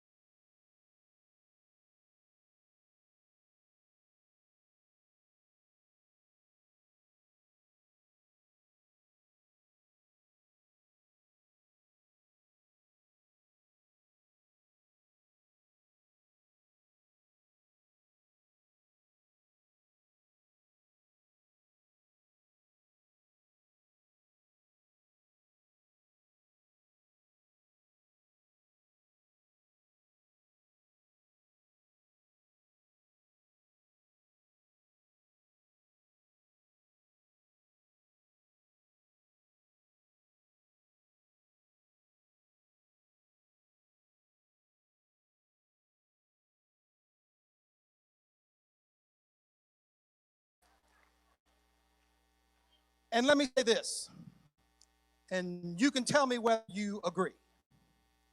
This is not only about black voters. This is about all of Mississippi, shoulder to shoulder, side by side, a shared history, and yes, it is an ugly one in many places. We have some making up to do in Mississippi. But that only happens when we come alongside one another, when we love one another, when we put division aside. And let's be honest, some of us in this room have been mad at each other over the years. I can think of 3 or 4 folks right now I've been mad at once or twice. But we're coming together around this. We will not go back 61 years. We will not erase the legacy of people who have been my heroes, student of the civil rights movement. A white man, 7 generations deep in the soil of this complicated state, who knows what it is to watch a people fight for what is right and just. And I don't know if I'm allowed to say it, but I'm going to say it. We've come too far to turn back now.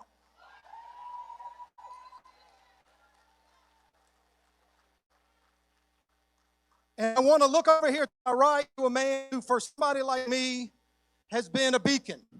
And that's Congressman Benny Thompson. Time and again, he stood up, and they come after him, y'all. And I'm in some rooms that some of y'all may not be in, and I hear what they say. And it's ugly. And I grew up in the church. What I know is, don't like ugly. And this is ugly. And this is mean. And this is wrong.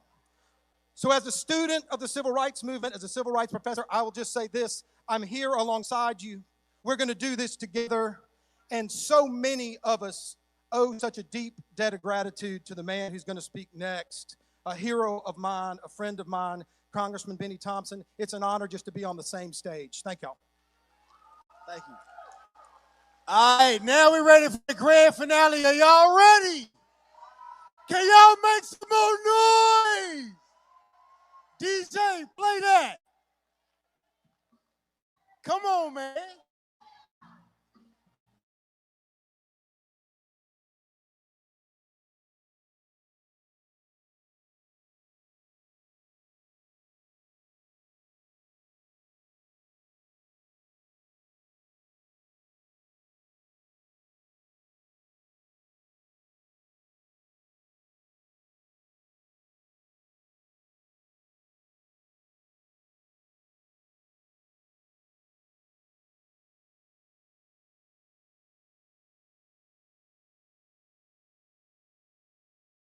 rally today. They didn't believe that we'd come to town in the rain. And all of a sudden, 5,000 plus came to town in the rain. But you know, this is just a down payment. It's gonna get better.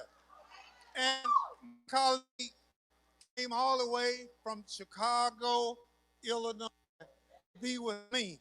And we'll leave shortly to go back against and vote against you know who, because he's not right.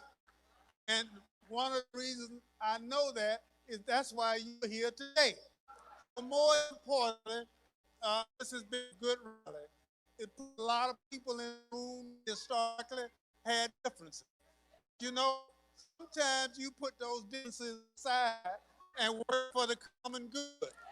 And so what you've done here today tells me that there's hope in Mississippi, opportunity in Mississippi, with just a little fine tuning and planning, we can overcome. You know, sometimes you judge individual by his enemies. And my enemies, you know, because they call me a terrorist. Now, you know, I've been called a lot of things in my lifetime, but I've never been called a terrorist. But I do understand what code words mean. And you know, they never said that the Klan was terrorist. They never said that the people who killed other folk because they were encouraging people to vote as terrorists. They never said people who burned churches were terrorists. They never said people who assaulted black women because of their color were terrorists. But then you find somebody that all he's ever done in his life is try to make life better for people, and you call that person a terrorist. Well, if that's a terrorist, then I'm guilty because I want to make sure that everyone in this state has the opportunity to be the best that they can be. If we can help millionaire farmers grow their crops, we can help poor children be the best that they can be. The investment is what you make it. If this president can do all the things that he's doing and get elected president, something is wrong with this picture. You know, how are we going to elect a felon president? You know, but you call a guy that only had 3 speeding tickets in his life, you call him a terrorist.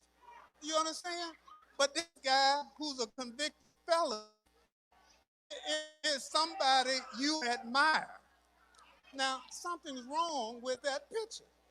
And so here we are today to say that, look, you may have a problem with people, but we don't. You know, because in America, we have the right to choose. So if I choose my leaders and you're not satisfied with it, then what you gonna do? You gonna call him a terrorist? So what he's saying is a lot of people in this district, because you for your family is to be better, you know better than a terrorist too. You are a terrorist because you want better for your community and your family. And so I commit to you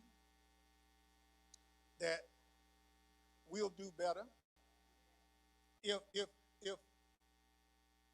the notion that somehow registering and voting is a terroristic act, then between now and November, you better hold on. Because for what we have to do is settle our differences at the ballot box. And if we settle our differences at the ballot box, then whoever wins, that's what it is. Now, if you lose, don't act like the folk did on January 6th, tear the place up, because that's not who we are as Americans. And so the real terrorists came to Washington following Donald Trump, and they tore up the Capitol. Those are terrorists. And so what you saw with your own eyes, it really did happen. I don't care if they tell you that what you saw with your own eyes didn't happen. They lying, because you saw it too. But you know, if we don't go vote, the felon gets elected. And so that felon now wants to reward all the people that broke into the Capitol. And so rather than giving grants and scholarships to kids to go to school, you want to give money to felons who broke into the United States Capitol. Something wrong with that picture. So I'm here with you. I want my two colleagues who are here with me. Jonathan Jackson came because I invited him to come. He's been to Alabama, he's been to Louisiana, now he's back home to Mississippi. And so his being here says a lot. A lot of other people wanted to come, but he's been whispering in my ear, say, you know, this is Wednesday. You know, say, how you get this many folk together on a Wednesday? Well, you start talking about people and talking about their ancestors and then saying all these kind of things, you get folk together.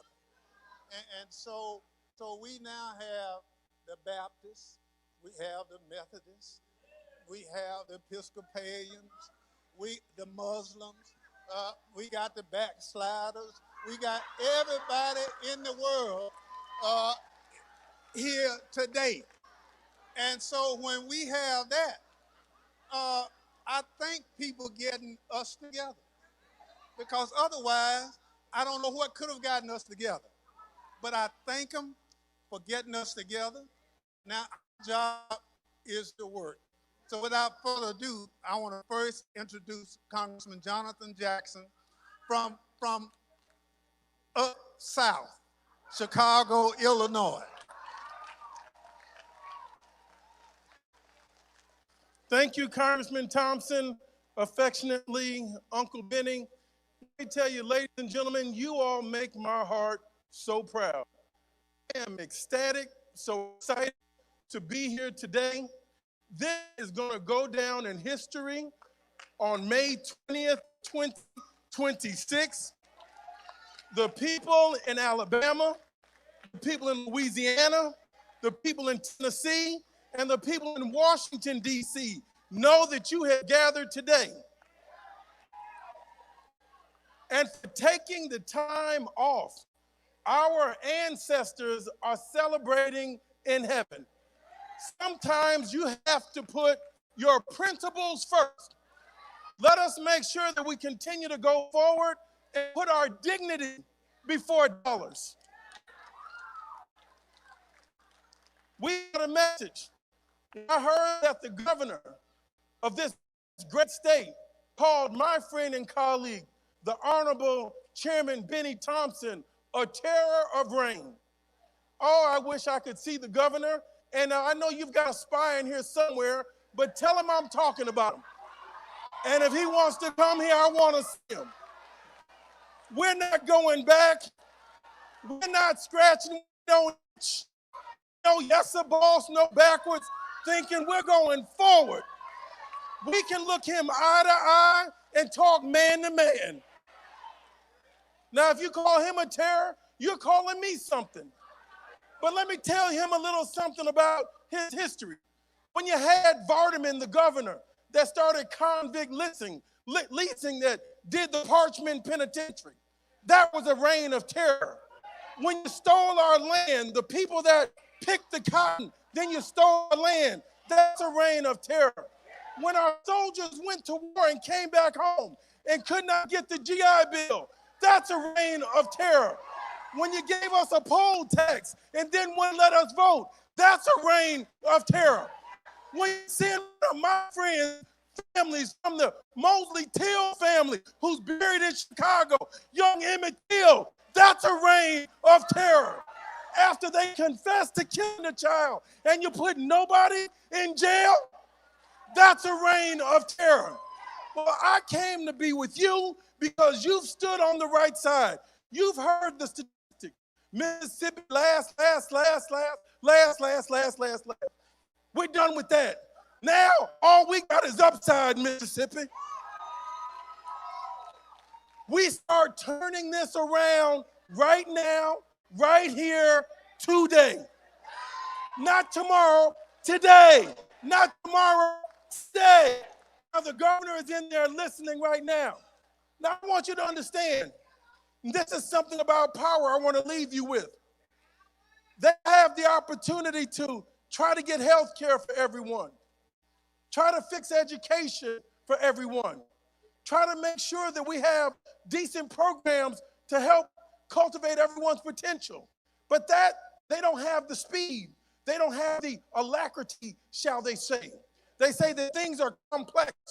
There are budget constraints at this time. We don't have the money. There is a budget shortfall. We have to be fiscally responsible, is what they tell us.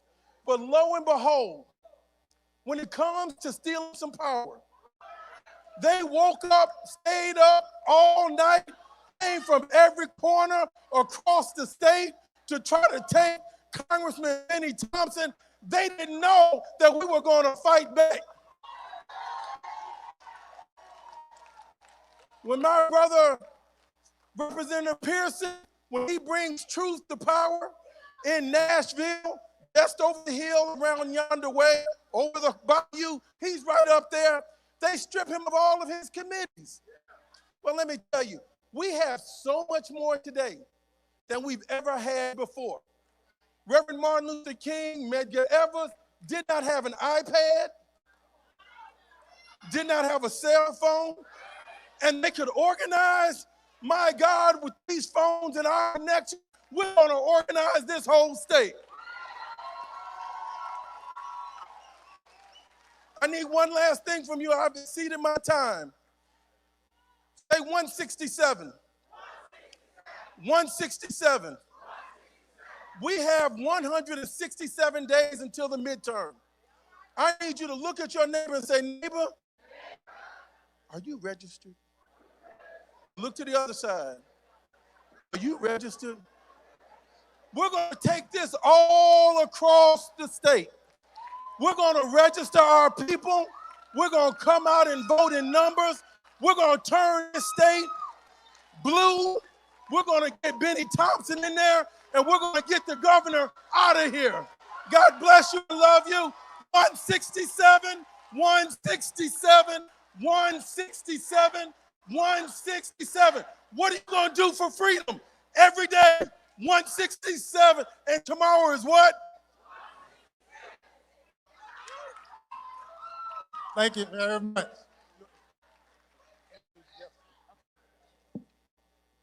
Now, come on up here with me, brother. We got coalition. That's what makes this so powerful, y'all. It didn't just start in Louisiana. We've been seeing this in Alabama. We've been seeing it in Mississippi, Florida, and also in Tennessee. And so we have our brother, Representative Justin Jones, who's journeyed here with us from Tennessee, who's going to close us out. And I'm going to ask our coalition party. Y'all give it up for the Mississippi Rapid Response Voting Rights Act Coalition. Give it up for our people. We're going to stand together because we can't do this work alone.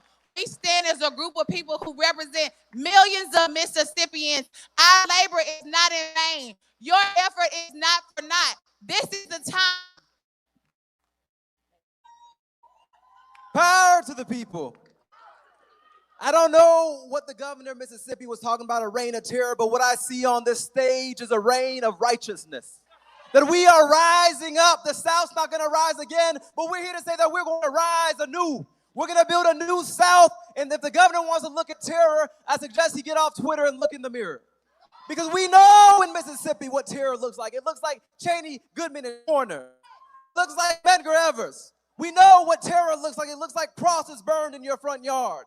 But what we see is a reign of righteousness rising up across the South. That this moment we must recommit ourselves to that legacy of liberation that says that we need a new Mississippi Freedom Summer in 2026. That we need to see the largest mobilization of black, brown, and poor white voters that we've seen in a generation. That we must let them know, as Fannie Lou Hamer said, we got to ask a question, a very simple question to this country as we celebrate 250 years. Is this America? Is this America where it's easier to get a gun than it is to vote? Is this America where black families are struggling to get their prescriptions and groceries while white insurrectionists get a $1.8 billion slush fund? Is this America? Is this America where we attack black representation and congressmen 60 years spitting on the graves of our elders and martyrs? Is this America? I don't know about making America great again, but Miss Fannie Lou Hamer said we got to make America what it ought to be. She said, move on over, or we'll move on over you, because we're moving on. And it's this coalition on this stage that's going to transform Mississippi. And my sisters and brothers, if we can't transform Mississippi, we can transform the South. And if we can transform the South, we can transform this nation. If we can transform this nation, black folks will get free across this world. Something is happening in Mississippi, and it's giving us goosebumps in Tennessee, in Alabama, and Louisiana, because we know that we're on sacred ground, that there is a reign of righteousness rising. There's a reign of righteousness rising in the Capitol, from the State House to the White House. And that's why they're afraid of our dear brother, Uncle Benny, because they know that he stands as a multi-generational leader. But I want to let the governor of Mississippi know one thing, that he may attack Uncle Benny, but he got 10,000 or 20,000 folks who are coming to rise up with him. That he may come for one of us, but that he's going to get all of us. That we are coming from Illinois, that we're coming from Tennessee, that we're coming from California and Louisiana and New York, that we're rising together because people know that it's our time now. And so what I want to just end by saying is this, Mississippi, I'm from Tennessee, and being here today, you give us goosebumps and you let us know what is possible. Who thought that 5,000 people would gather on a Wednesday in the rain? But I want to say something, Mississippi. If you can get 5,000 people on a Wednesday in the rain, I believe you can get so many more on a Tuesday in November. That you can get a lot more folks on a Tuesday in November. I think it's the first Tuesday of November. And so we'll see you in Tuesday in November, the first Tuesday in November. And let's vote these white supremacists out. Power to the people.